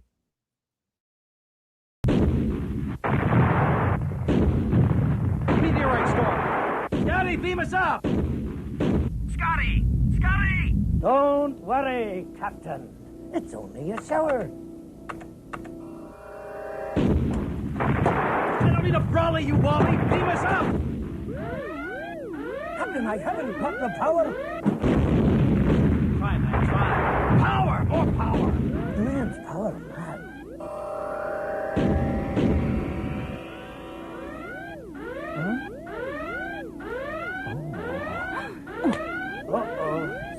again. Well, he certainly hasn't got the power. Good afternoon. But you could have national power and power gen.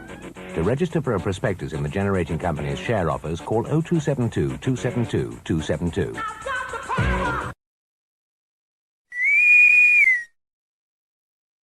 We're back with more Warp Drive here, more fun and games, try and retrieve what's left of our sanity, our marbles. After talking about that, Keith left us with a fabulous question before the break. So, yeah, let's get back to that. If you have time to think about it, what was your question again, Keith? Give us a recap. I was just going to say, but by the way, that trailer you just showed is more serious than this episode. But anyway, yeah. The question was, and you know, we are really scraping the bottom of the barrel here, but did you prefer Muppets or musical? Because we've had one of each, haven't we? Now we have. Chris, where are you going? Muppets or musical? Where are you going to go? They can both go take a dive into a bucket of shit. The musical episode was midway through season 2. Late season 2. If you want, okay. So, I would say I'll give. I think the musical's the second worst episode, and I say the only reason I say that is that was season 2, and the show wasn't beyond fucked at that point. So but yeah, like. God help us. How is this Star Trek? Kurtzman, how did you fuck this up this badly, you dink? But the musical wasn't a dream. That's the problem.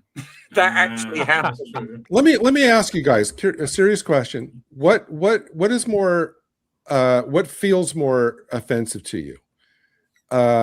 This episode or the final episode of Enterprise? Well, let's keep in mind. This episode by a long way. The musical episode did not have Kirk being thrown across, or not Kirk. It didn't have Pike being thrown across the bridge. Man, I know the final episode of Enterprise wasn't a high point for Star Trek, but it was light years ahead of anything we've had so far this season, in my opinion. Way ahead. I would watch. Yeah, I mean, it's not even close. For me, it's not. No, I agree, Rabbi. I don't think it's even a question. I accept it's probably a matter of personal taste. I hated the musical episode with a passion. It took me 3 hours to watch 54 minutes worth of television. I loathed it. And the second time, it wasn't any better.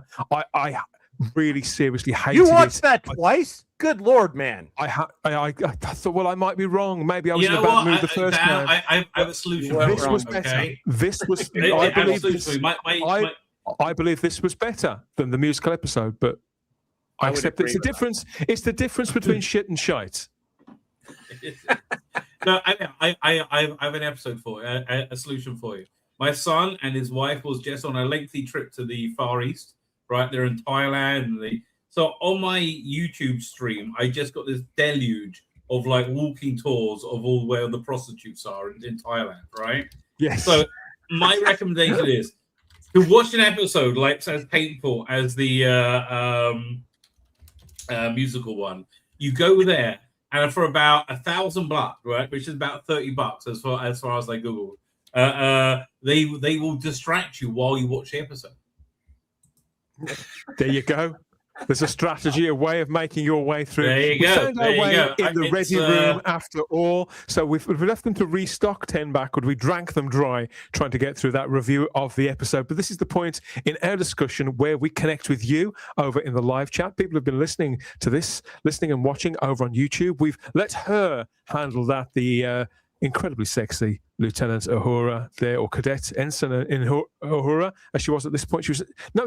She is a cadet. Is she a cadet? No, she's a lieutenant now, isn't she? I believe. She is a lieutenant. She's an ensign. My God. She's an ensign. Sorry, an ensign.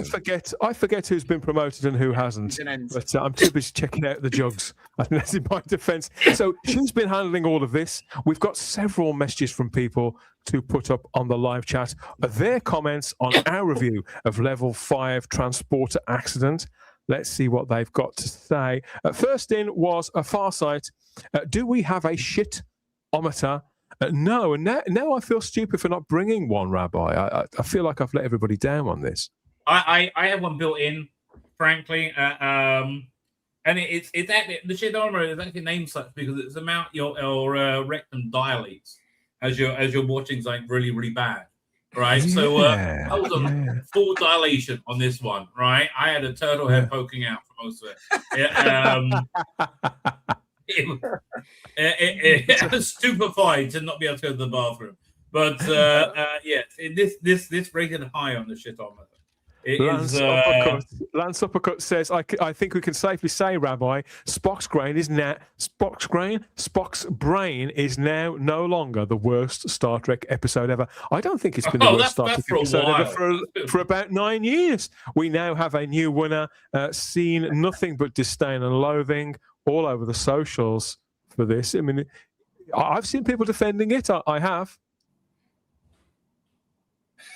You guys, are you guys saying that this is better than any random episode of Discovery, or it's worse? I mean, I think Discovery was worse than this. I hate to say it, with all due respect to Chris, because I think what Chris is pointing to as well is the culminative effect of 9 years worth of damage to this brand too. There's a difference, Dan.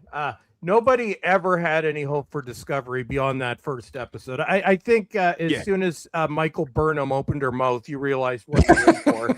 So nobody ever had any hope for Discovery. It just got worse as it went through. I will say this is worse because people did have hope, at least some hope, that this could have been a good show. So like Discovery was bad from the beginning. It was always bad. There were never any expectations on that show. The only wonder of that show is how it managed to last 5 seasons. Nobody can ever explain that to me. So, no, I would say this is worse than Discovery because this is a show that could have been good. We saw that in season 1, and we've seen that it's now devolved into a complete joke, which is why I say it's not just this episode on its own in isolation. It's the build up to this episode. It's what this show could have been and what the show is now. Yeah. You see, for me, once you get past a certain event horizon of awful, right, it doesn't really make a difference where you are on that curve. It could be in Michael Burnham. By the way, I actually kind of like the first 8 or 9 episodes of Discovery, amazingly. Right, we may have to go back to that. We may have to go back to that. No, Burnham is Rabbi. No. I would rather eat poop. But no, I would say no. That is, it's bad from the beginning because your central character Michael Burnham is insufferable from the first episode, and it doesn't. I didn't notice it till about like 10 episodes in. It's like a cloud over the whole series, isn't it? I mean, she was hot as well, but you're quite right. She was intolerable. No, she actually turned me off. James Caserta, never mind jumping the shark. According to James, they screwed the shark this time. They fucked the shark. They fucked the shark. They shot it in the head. We've got this from Scott in the game closet. Our mate Scott said that, Chris, your take was spot on. How can a show that started fairly decently fall down the effing stairs like this one did? Because we can't have nice things anymore. So enjoy the past. What about Game of Thrones? Are we saying we like the final season of Game of Thrones? Yes. What a great way to end the show. Game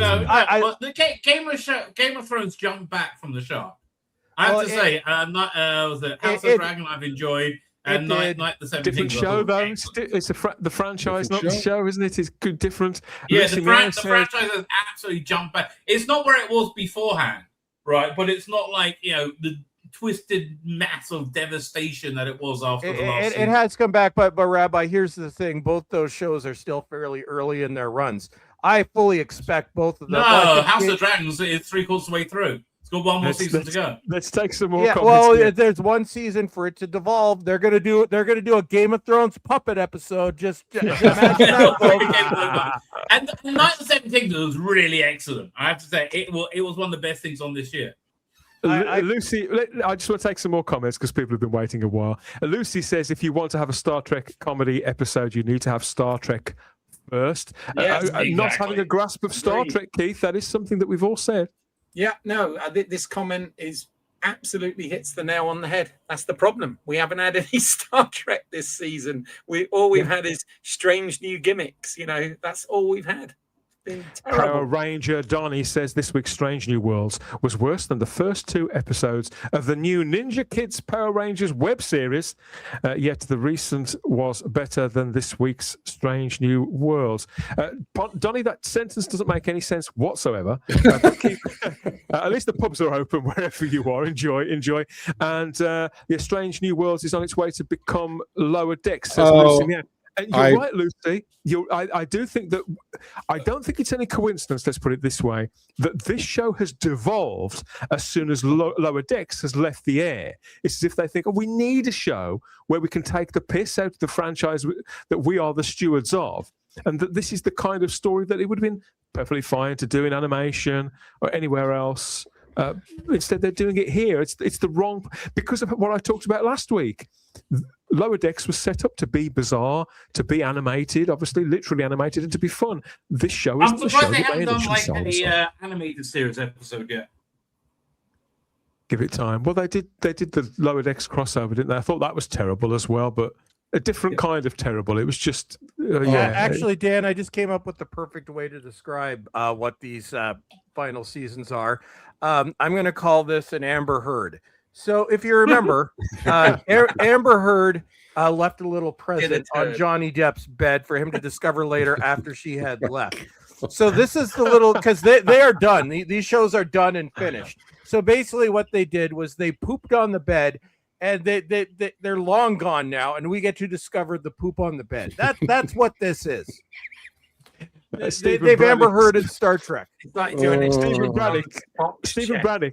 Stephen Braddock suggests that this worked in Angel because it was a world of magic where this could happen, but on this it doesn't work on any level, Gary. Exactly. No, that's very valid, Stephen. That's very valid. You can't argue with that. Yeah, because the ground rules of the universe, the ground rules of the universe are different. That's right. You could have a Q like Bean do it. Yeah. Oh, and I think at some point the Q from the wedding is coming. Trelane is coming back. Trelane, yeah, you could have had Trelane do it. How they going to explain that one? Well, one would think that Spock would have remembered Trelane in the Squire of Gothos, but hey, why would we even bother? That didn't happen yet. Exactly. So why did they not know who Trelane was? It was the same ship. Lucy also said they wiped their memory on the way out. So it's no problem. Okay. Lucy also says if you want to finish the episode as it was all a dream, you need to dial up the weirdness in regards of dream logic before the end. I think that's the convention of those kind of dream-like stories. I don't think you need to do that, in all fairness, Lucy. Spock making out with a puppet wasn't weird enough for you, Lucy? I've got my head down now. The whole thing has been a dream. I think that the spacewalk was their attempt to do that, but because the whole thing didn't hold together, and because it didn't make us feel the things that they'd assumed it would make us feel, it all fell rather flat. That's my opinion of it, Keith. Yeah, I have to say, I'm actually thinking in my head canon now, if I actually pretend that the last 10 years of Star Trek was all a dream, then it kind of works. Like, do you know what I mean? Like, let's just somebody ate some bad cheese before they went to bed. I do. Dark Embracer has joined us on YouTube and says TNG, Voyager, Deep Space Nine, Picard were some of the best of Star Trek. Thanks for the comment, Dark Embracer. Happy for you to we enjoy the things that we enjoy, don't we? And Stress Free K has dropped a few comments in and says asks if Data can have a dream episode, why can't Spock? Gary? Fair. Absolutely. I mean, the question there is, obviously he can, but why would his dreams be so illogical? Because he's half human. That's right. Yeah. But like I said, I think it was actually the experience of him making out with the puppet to Pring is what woke him up. It certainly woke me up. How sad. Stress Free goes on to say how sad to confine Trek to such narrow parameters. So stress-free is clearly coming out in defense of this episode and thinks we're being small-minded, unimaginative. Dude, I'm glad you enjoyed it. I personally think the writers' rooms are the ones who are unimaginative. I don't want to. I feel almost embarrassed and like I need to go just kind of into retreat by saying what I was about to say, but I just realized that because I can't get that scene of Spock and puppet tipping was so traumatic to me. Yes, I wonder if a better title for this episode would have been Felt Up. Brilliant. And Stress-Free has left several comments. I won't read them all out, Stress-Free, because we've got to move on. But they suggest that it's a florid dream sparked by Spock getting dumped out of the blue for a second time. Where is our compassion? Good point. I mean, we know. I would suggest that, yes, we know where it is placed in the arc of development of this character. But that's by the by. We are viewers of a television show. This isn't real. These people are not real. Other human beings put the words in their mouths. We are viewers of said program who are meant. Our attention isn't compelled. We don't owe them our screen time. It's up for them to reward our loyalty, persistence, endurance with this show. So if we've got questions as viewers as to why this doesn't hold together, or keep our attention, or amuse us in the way that they clearly are intending to do, then whether we don't feel any compassion for the character, that's actually their fault. The story that they have put before us, all of this is supposed to be more than the sum of its parts. It's meant to make us feel all of those things. So if we don't feel the compassion for that character, I appreciate that's what they're trying to make us feel, but we don't, because it's been badly put together, badly written, badly thought through.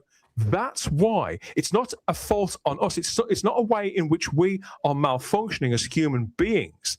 It's them for not being able to write, never mind write Star Trek, to write something with any shape and that has any grounding in the human, in what it means to be human. That would be my take on that, Stress-Free. But thank you for the comments. Goes on to say no art should be confined in this way. And generally speaking, I agree with that stuff. But this is a hard sell. This episode, it's very difficult to try and pass this through based on these arguments. It's simply not going to hold up for you, my friend. But thank you anyway. Look, Star Trek is a commercial art form. It is not art for art's sake. It is a defined product that people support financially. Right?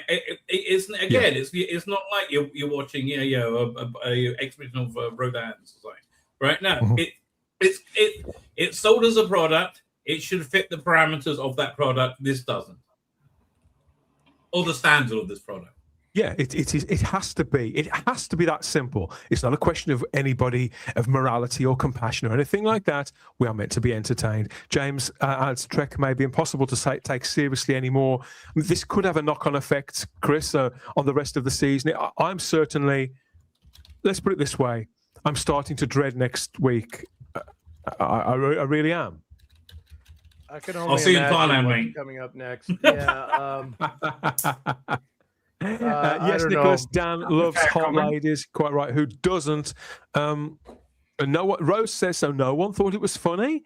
Didn't anyone think it was strange and a comedy? Nah. It was certainly strange. I laughed a couple of times. None of it. I chuckled at a couple of the sight gags. It's what it represented. That's the problem.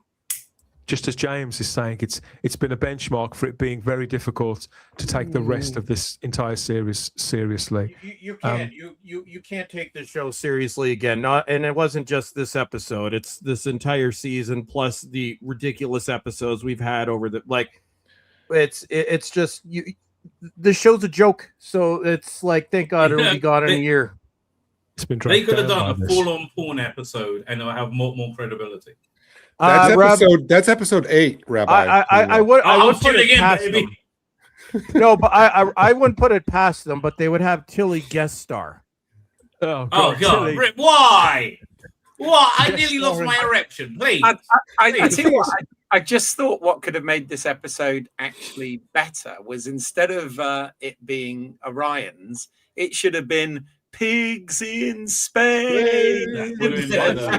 I'm just thinking, what would under Ferengi makeup, what would Ron Jeremy look like? That's what I'm wondering.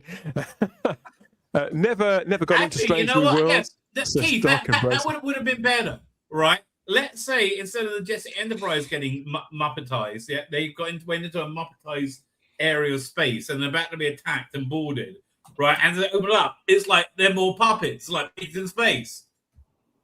Yeah, that would have been funny. Might that have would have worked. been your proper Muppet crossover, wouldn't it? My question about the captain's chair. An answer here from James Pence. The captain's chair looks more like Kirk's chair. The way it was angled and the wood around the arms. As for the Muppets having I think strength, that's the point. I think they're had them attacking humans too. But this wasn't an episode of the Muppets, James. This was an episode of Star Trek. So whatever happened in the Muppets' own world is by the by. There'll be people who watch this that have never seen. I know it seems like a bit of a reach, but there'll be people who watch this that have never seen a Muppet thing, maybe at all, maybe for a long time. It doesn't really matter what the Muppets do in their own universe. This is the Star Trek universe. So yeah, the captain's chair thing, it's not remote. It's just not interesting enough for me to try and reason with. To see if it's there next week, right? Because was that part of the dream, or was that actually before? I don't know. I think it was. I think it's the way of them seeing it, like. What was your question, Keith? Official series. Do you think was that the chair part of the dream? And I wonder, because of that question about the chair, Keith, because of that question, do we therefore think, Gary, in light of what Keith just pointed to, do you think that this was always meant to be a dream, or was that ending bolted onto it? Because when they looked back and thought, God, what we've written here is a right load of old shit. You know what? That's actually a really good question, and I did think about that, Dan. On the one hand, I thought, no, too much of the what they're doing with Spock in this episode, and there's too many inconsistencies that kind of tag it as a dream too early on, like things don't make sense or things aren't working right or whatever. I don't think the dream was in the first draft. I think that's what was tagged on in the writer's room. From the let me ask you this, guys. You know how the first inkling that we all had that there was going to be a puppet episode was what, like a year ago? It was a long bloody time ago. I wonder if they floated that out there to get the fans' reaction to even the whole concept of a puppet episode, and when people going, Star Trek doing puppets? No. And then they thought, well, let's have our cake and eat it too. And then they wrote the dream ending. Possibly. I believe so. Yeah, maybe. That makes sense. The more I think about it. Spock sees all humans as Muppets, clearly. That's kind of what it says, right? You could be right. Enterprise was better than that, says Farsight. Back to that question about which episode was better or for worse. And Power Ranger Donny says, well, there have been bad Star Trek episodes and movies before. Well, they were. It doesn't mean that people should continue to make them, though. It's not... You have a point. Yes, that's not the goal. No. Yeah, but it's been again. It's like Chris's point about the fact you had 26 episodes and maybe you had a couple of duff ones. We've only got 10 episodes and we've had 4 duff ones in a row. It's kind of I don't think, though, to the earlier question about the chair, though, I don't think the chair was part of the dream. My impression was that Spock's out there in the shuttle, and then Scotty activates the test, and something, either the buoy or something like blows up or something like that, has some kind of weird effect, and only Spock's affected by that. Yeah. So all the everything past that is the dream. Yeah. But like the chair was before that. Again, I think it's trying to lean into the original series where they were moving more into the curve by chair. Clumsily again. DL says, sorry, but having Spock being unable to multitask and having panic attacks was totally unacceptable. The character of Spock is actually getting worse the longer that Ethan Peck plays him. It's no reflection on Peck himself. It's the writing for the characters. It's losing its anchorage at a point where they're meant to be, taking him closer to the character that we always knew and loved. It's very strange. But again, DL, that could be, you could read that, DL, as a clue that the whole thing was a dream because the real Spock wouldn't do that, and everything that's being played out is just this mental confusion about embracing logic and what he should do and this, that, and the other thing. Logic.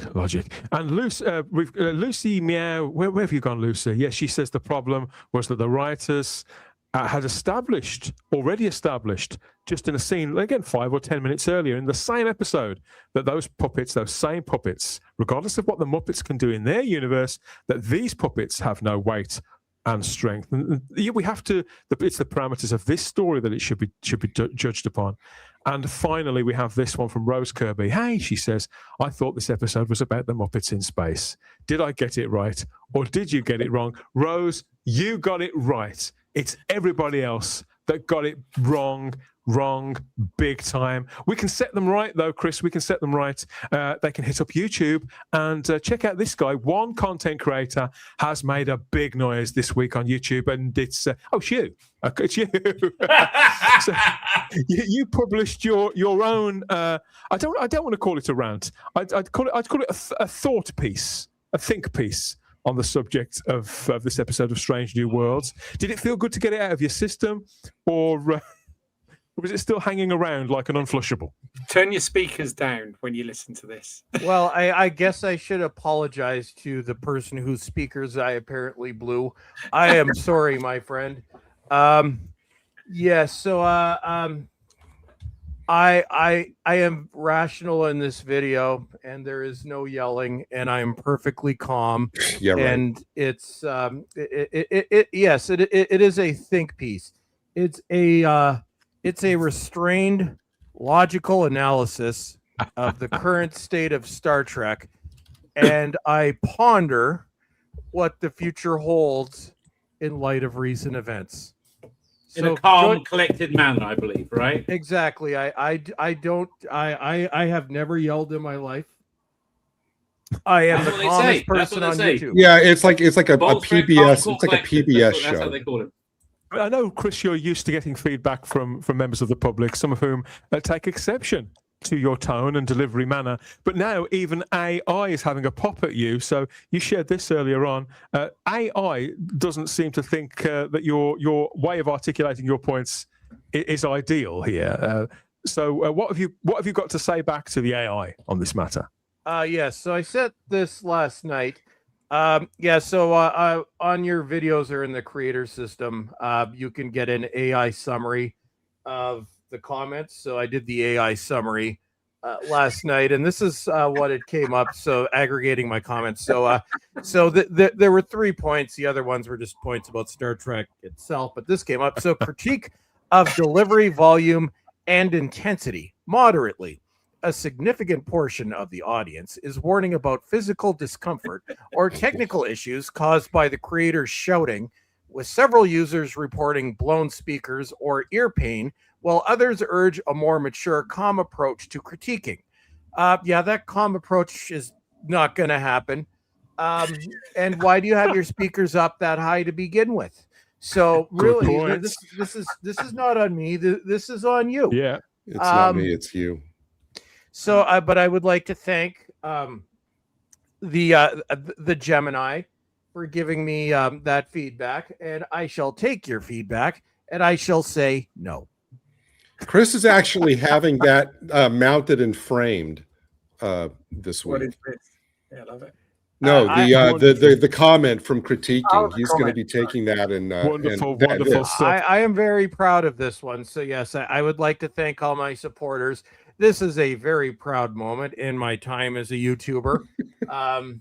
So yeah, there'll be more to come. There has been some clapback, some feedback, some defense being run for this episode of Strange New Worlds of Level 5 Transporter Accident.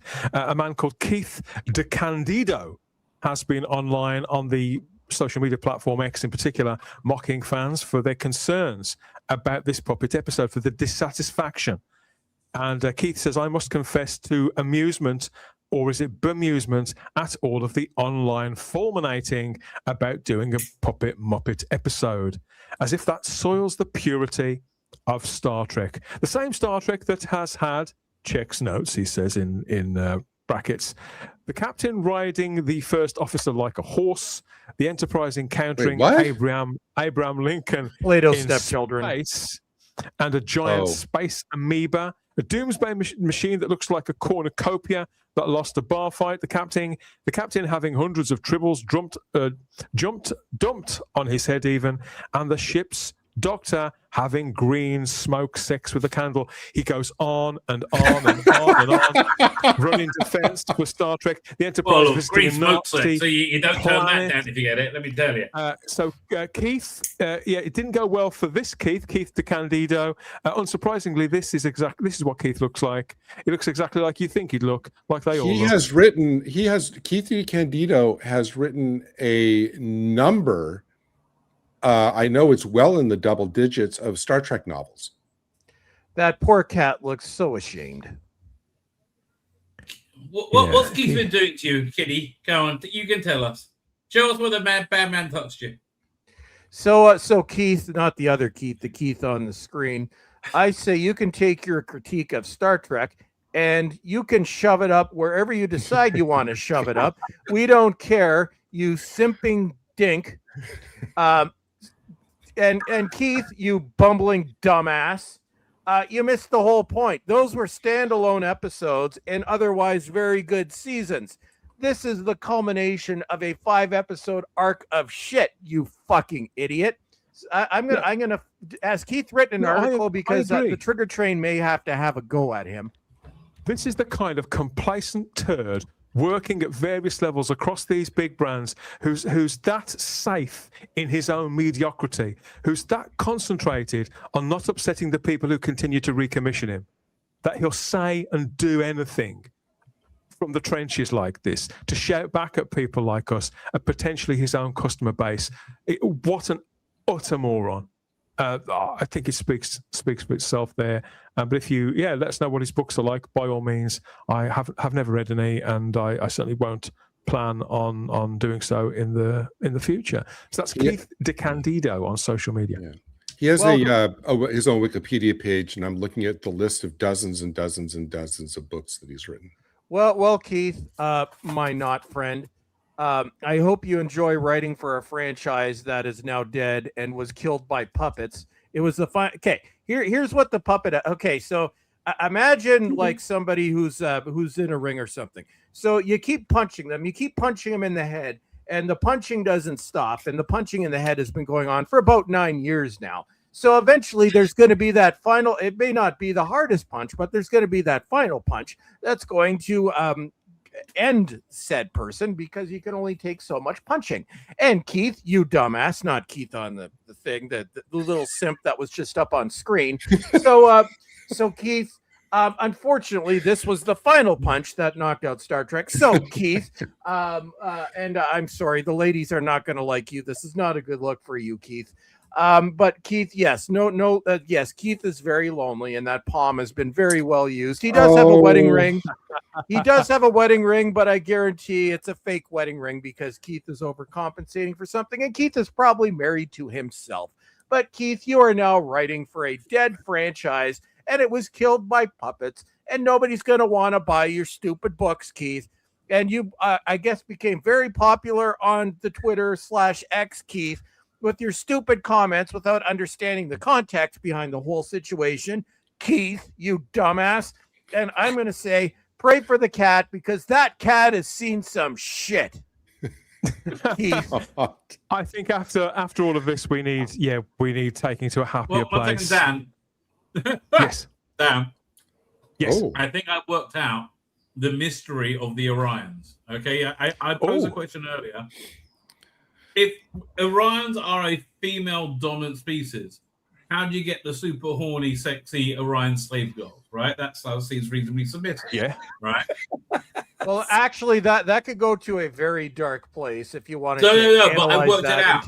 And take that as can. Oh, I know what you probably worked out, and it's going to get us kicked off the YouTubes. No. I'm just saying. In their society, if you're a submissive woman, right? Then imagine Herbert Green with larger boobs, right? And not a cunt. What?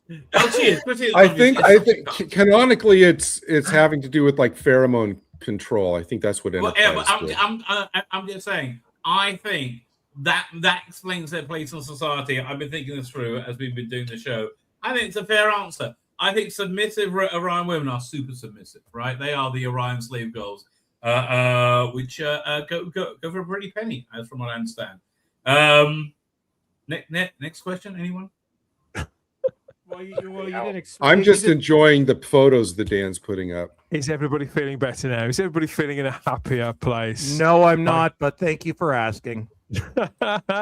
Yes, we do our best here to bring us back down to earth, take us to a happier place here, courtesy of the very well-formed women of Star Trek Strange New Worlds. Thank you for the comments, everybody, for sticking with us whilst we worked our way through that, because it is a form of therapy, I think, this show, increasingly as the season goes on. Some great comments there in the live chat on YouTube. We really do appreciate them. Keep them coming in the comments section by all means. This episode is going to go down in Star Trek history. It's going to be notorious. I think that despite the fact that I hate the musical one so much more, I think that this is likely to be the one that people refer to more often because of the build-up that it's taken to get here. It's the day Star Trek died. Dan, this will be the day Star Trek finally died. It was the one punch that finally knocked it out dead. This is the episode that fucked the shark and shot it in the head. Fuck the shark and shot it in the head. Amazingly, they've got another 5 episodes to put out for us here. So this is the halfway mark to season 4 of Strange New Worlds. It's carrying on right until the end of September, and there's another season coming next year as well. I know things surely things have got to get better here. I mean, otherwise, there's no way I'm going to stay subscribed to Paramount Plus for what is it, Starfleet Academy in the new year? Well, you know that all of you guys have now basically put yourself in a corner. You guys can't rate any future episode higher than this one. Ooh. If this is the nadir of Star Trek, then you can't rate any episode higher than what you rated this today. No, -2. Good point. I was told I couldn't. I was told I couldn't do negatives. Yeah. It's weird. Math is infinite, baby. It's funny though. I still find it for me. Even this, right? Crazy and absurd as it was, even this for me was more palatable than the human best friend episode. The seriously, I can't begin to tell you how much I hated. Well, that was maybe that would be when the itch began, and then this episode is when it turned into a full-fledged infection. Yeah, maybe you're right. Yeah, it's kind of. You could be right. Matt Potter's joined us in the live chat here, suggesting that Starfleet Academy is being made for you, Chris, for you personally, as a gift. Well, it is. It was. Well, this stuff, yes, it is made in my own country, in my own province, in the hell on earth, the worst place imaginable, the city of Toronto, which happily I no longer live anywhere near. If you want to experience hell, go to Toronto. It's where happiness goes to die. Yes, but they may have made it for me, because maybe they want me to make. I think my videos may be getting more views than the episodes, so that's exciting. So maybe it's not a high bar, Chris. Does this prove that like nothing good can come out of Canada? Is that what you're saying? That would be correct. We are in hell. I would say it's further proof. Further, well, yes. Yes, further. We have lots of proof. Yes, it's nice to hear from Matt Pott down under. Yes, always. Matt, come join us one of these weeks. Always. He did actually put a comment earlier, and I thought, oh, do you know though? I'd strangely kind of enjoy that. He was saying about making a Strange New World episode in the Star Trek animated series Filmation. I'm surprised they haven't done that yet.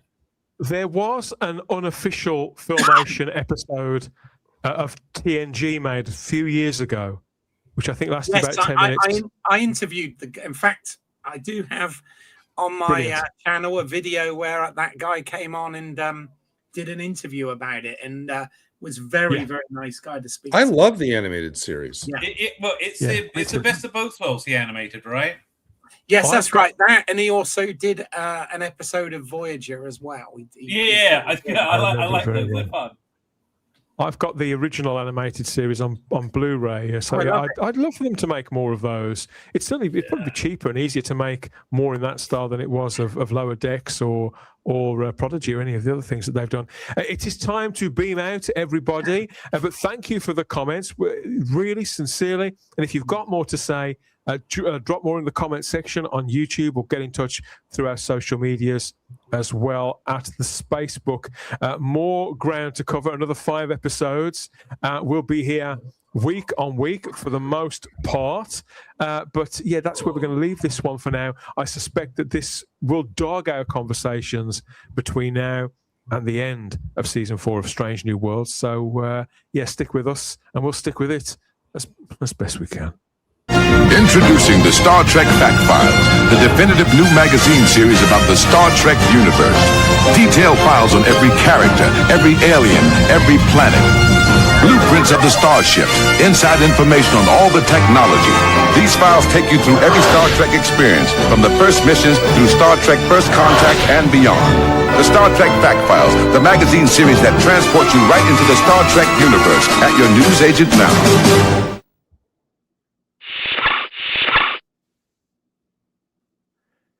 That book would help the producers of this show. Why didn't they just read the fact files? Do you think they sold them like with the pages pre-stuck together? No. Maybe. I thought that was the UK version of the US version that I was one of the writers on, the Star Trek Universe cards. It was a big seller here, that was, Gary. They turn up now at car boot sales all the time. Binders full of them. It sold really, really well. Heavily advertised for a good 2 or 3 years. And I think the whole thing must have ran. It seemed like it ran for about 10 years. I've no idea how long it was. You know we're still on, right? Yeah. Okay, good. I want to make sure. Yeah, of course I know. But that is another mission well logged. What would Gene Roddenberry make of this? You know, we started with that question. I think he's not been gone for a very long time. To make of it. He's been gone for 35 years. I don't think he'd recognise anything that Star Trek has done in the last 20 years, never mind the last 4 or 5.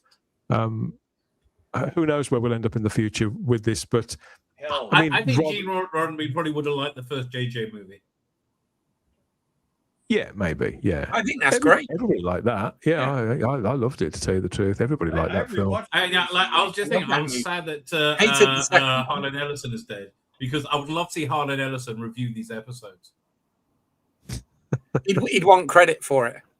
Good for him.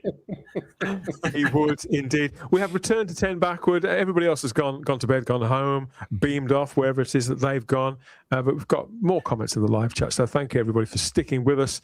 Got my attention, says Lord Thoth. I think he's talking about the pictures of the various crewmates there that we've had up on the view screen to take us all back to a happier place. Even if we can't guarantee that you will sleep better tonight, we do like to leave you guys and some inclined girls with smiles on your faces. People are demanding to hear before we go, before the Rabbi's crackers get creamed. People are demanding to hear from down on the farm to hear what's happening with Frank. So yeah, over to you, Chris. I mean, you're our number one source, our only source for all Frank news. So this is the official Frank is missing photo. So as we know, Frank went missing a couple weeks ago. The last time we heard from him, the pigs were trying to bludgeon him to death, and they had failed. And as we can see in this picture, which is the last time we saw Frank, the pigs are not very happy, and Frank has since gone missing. So this picture is the official missing persons picture for Frank. We can't find the pigs. The pigs are in hiding. We don't know where Frank is, what they've done to Frank. we're gonna put out a it's on that missing persons show, whatever it's called. So he's going to be featured on that. But we've had issues trying to get people to help find Frank because as we know, nobody likes Frank. And Frank may have even been partially responsible for this week's puppet episode because we know he was behind Starfleet Academy, allegedly. So Frank has done some bad things. So Frank is missing. So I would say pray for Frank if you want. You don't have to because he's done awful things. And it's perfectly understandable if you don't. But we would like we would like to hear from the pigs. At least they're in pigs, space. They are in space. They could be. We don't know where they are. Frank went missing, and the pigs are missing. And the theory is that the pigs have done something dastardly to Frank. We just don't know what it is. I'm sure we will find out at some point. So this week, Unsolved Mysteries, Robert Stack is telling us that Frank is missing. So That's call right. in to 1-800-GET-BENT, and you can find Frank.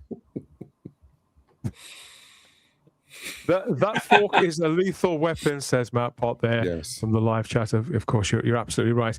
Star Trek's 60th anniversary year continues. We're heading into the anniversary month too, with... God, it's not exactly in the safest of hands, is it? Hopefully things will start to get better. There's 5 episodes left. Oh, God. Strange New Worlds continues. Keith, are you going to continue watching? I live in hope. Let's just put it that way. I know that there have been fantastic Strange New World episodes, which I have absolutely loved. Sadly, just not this season. So I'm trying to remain ever optimistic, just as Star Trek has always wanted us to do. And I am going to continue watching. Although I have to say, it's hard because I'm very close to being done with this. It's funny actually. Talking to you guys, actually being on this show, has made me feel, it's made me have more of a laugh about it, because when I was actually watching the episode itself, I was frustrated and somewhat pissed off with it. And then, as I said, slightly relieved when it was all a dream, even though I do think that's the laziest writing trope, that there is. But yes, I am going to continue to watch this. And if I can join in on more of these shows, I will come and join you. When You're always welcome. Mate. I would like to just clarify and build on to Keith's comment. Unfortunately, I do not have any hope. But that is kind of like the Canadian perspective now, the country without hope. So I am just going to watch it burn. Okay, so it's a real question. Do you think you would enjoy the episodes more if you're getting a blowjob during? And there we go. Well, everything's better. That's a good question. I'm like, would it still be shit? I don't know. I got to think about that one. Okay, well, that we'll have an answer to that next week. Wow. Next week, kids. We'll have so many secrets. We'll ponder that in the next 7 days. Everything's better with some we'll bimbo put up around a your poll. junk. We'll put up a poll, literally and figuratively. I couldn't agree more. End hologram, end program, Rabbi, end program. What have you got coming up? Your crackers are uncreamed, or at least if you have creamed them. Very, very free. But I'm going right to bed after this. I'm not doing a show tomorrow. I'm doing a show on Monday and on Wednesday because I'm going to a wedding on Tuesday. Right, so I am not doing a show tomorrow. What will it be about? I don't know. I'll work it out when I get there.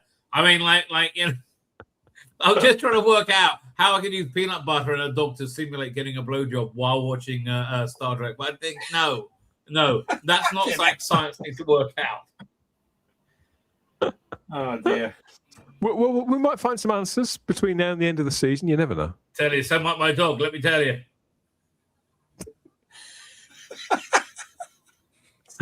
Oh God! Thank you. thank you again for your company and pearls of wisdom. I've been cancelled ever. Rabbi, have you ever been cancelled on anything? Over and over? Just be clear, I'm not about to fuck my dog in any way, shape, or form. I'm just joking. Really. How did it devolve into that? Exactly. How? Where did that come from? So easily. Right after hello, Rabbi. It'll lead to mixed dancing. Let me tell you. If you were, let me tell you, if you were here now, they'd be round to come and get you. They would for cracking jokes. You're not allowed to crack jokes anymore. This is mate. what happens when my creams get crackered. Let me tell you. You don't want to be around. So yeah, well, thank you for staying with us for the duration, Rabbi, and thank you again to Chris, obviously for your company and the updates from Frank. Our thoughts are with, if not with Frank, then with the long-suffering other residents of the farm and surrounding area, and anybody who could be affected by Frank's activities. Your video is doing gangbusters, which isn't an expression I use a lot. It's doing gangbusters on YouTube. So if people want more from you, they can just sort of play that on repeat, can't they, Chris? And obviously turn the speakers down.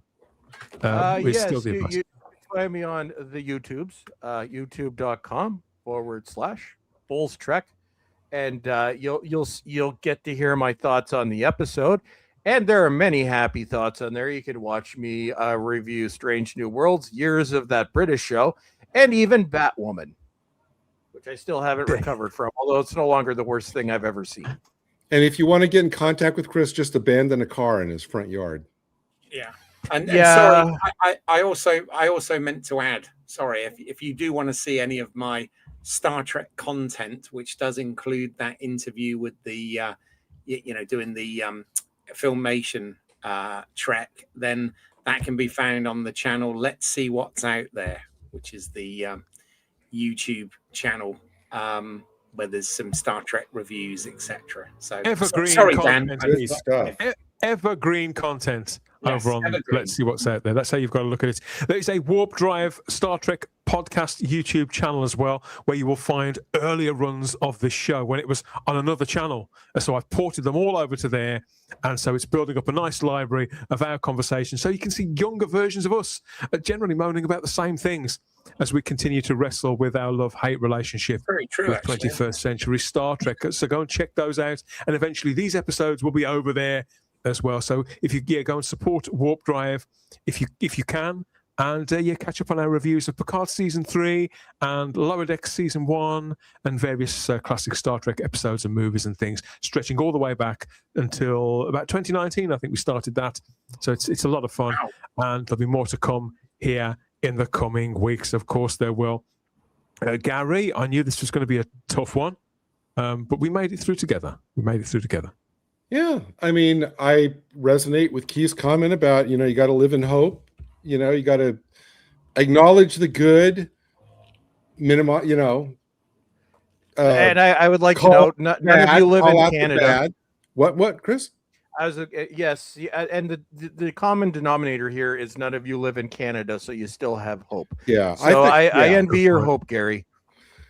Well, no, I mean, obviously, if I lived in Canada, I'd be in hell. No, you know what? I'd find a place near you, Chris. I'd come over. We'd watch bad Star Trek together and at least have some laughs. We need to watch. You can find me. You just look at the passed out bum on the corner. So yeah, I'm just past the bum.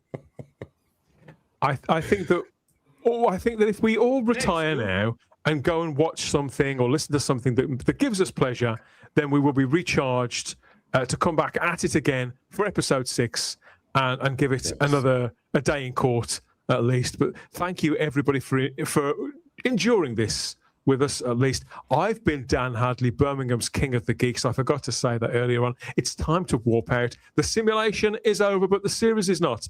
Stick with us and we'll stick with it. But that's it for the time being. Enjoy the rest of your weekend. We'll see you next time.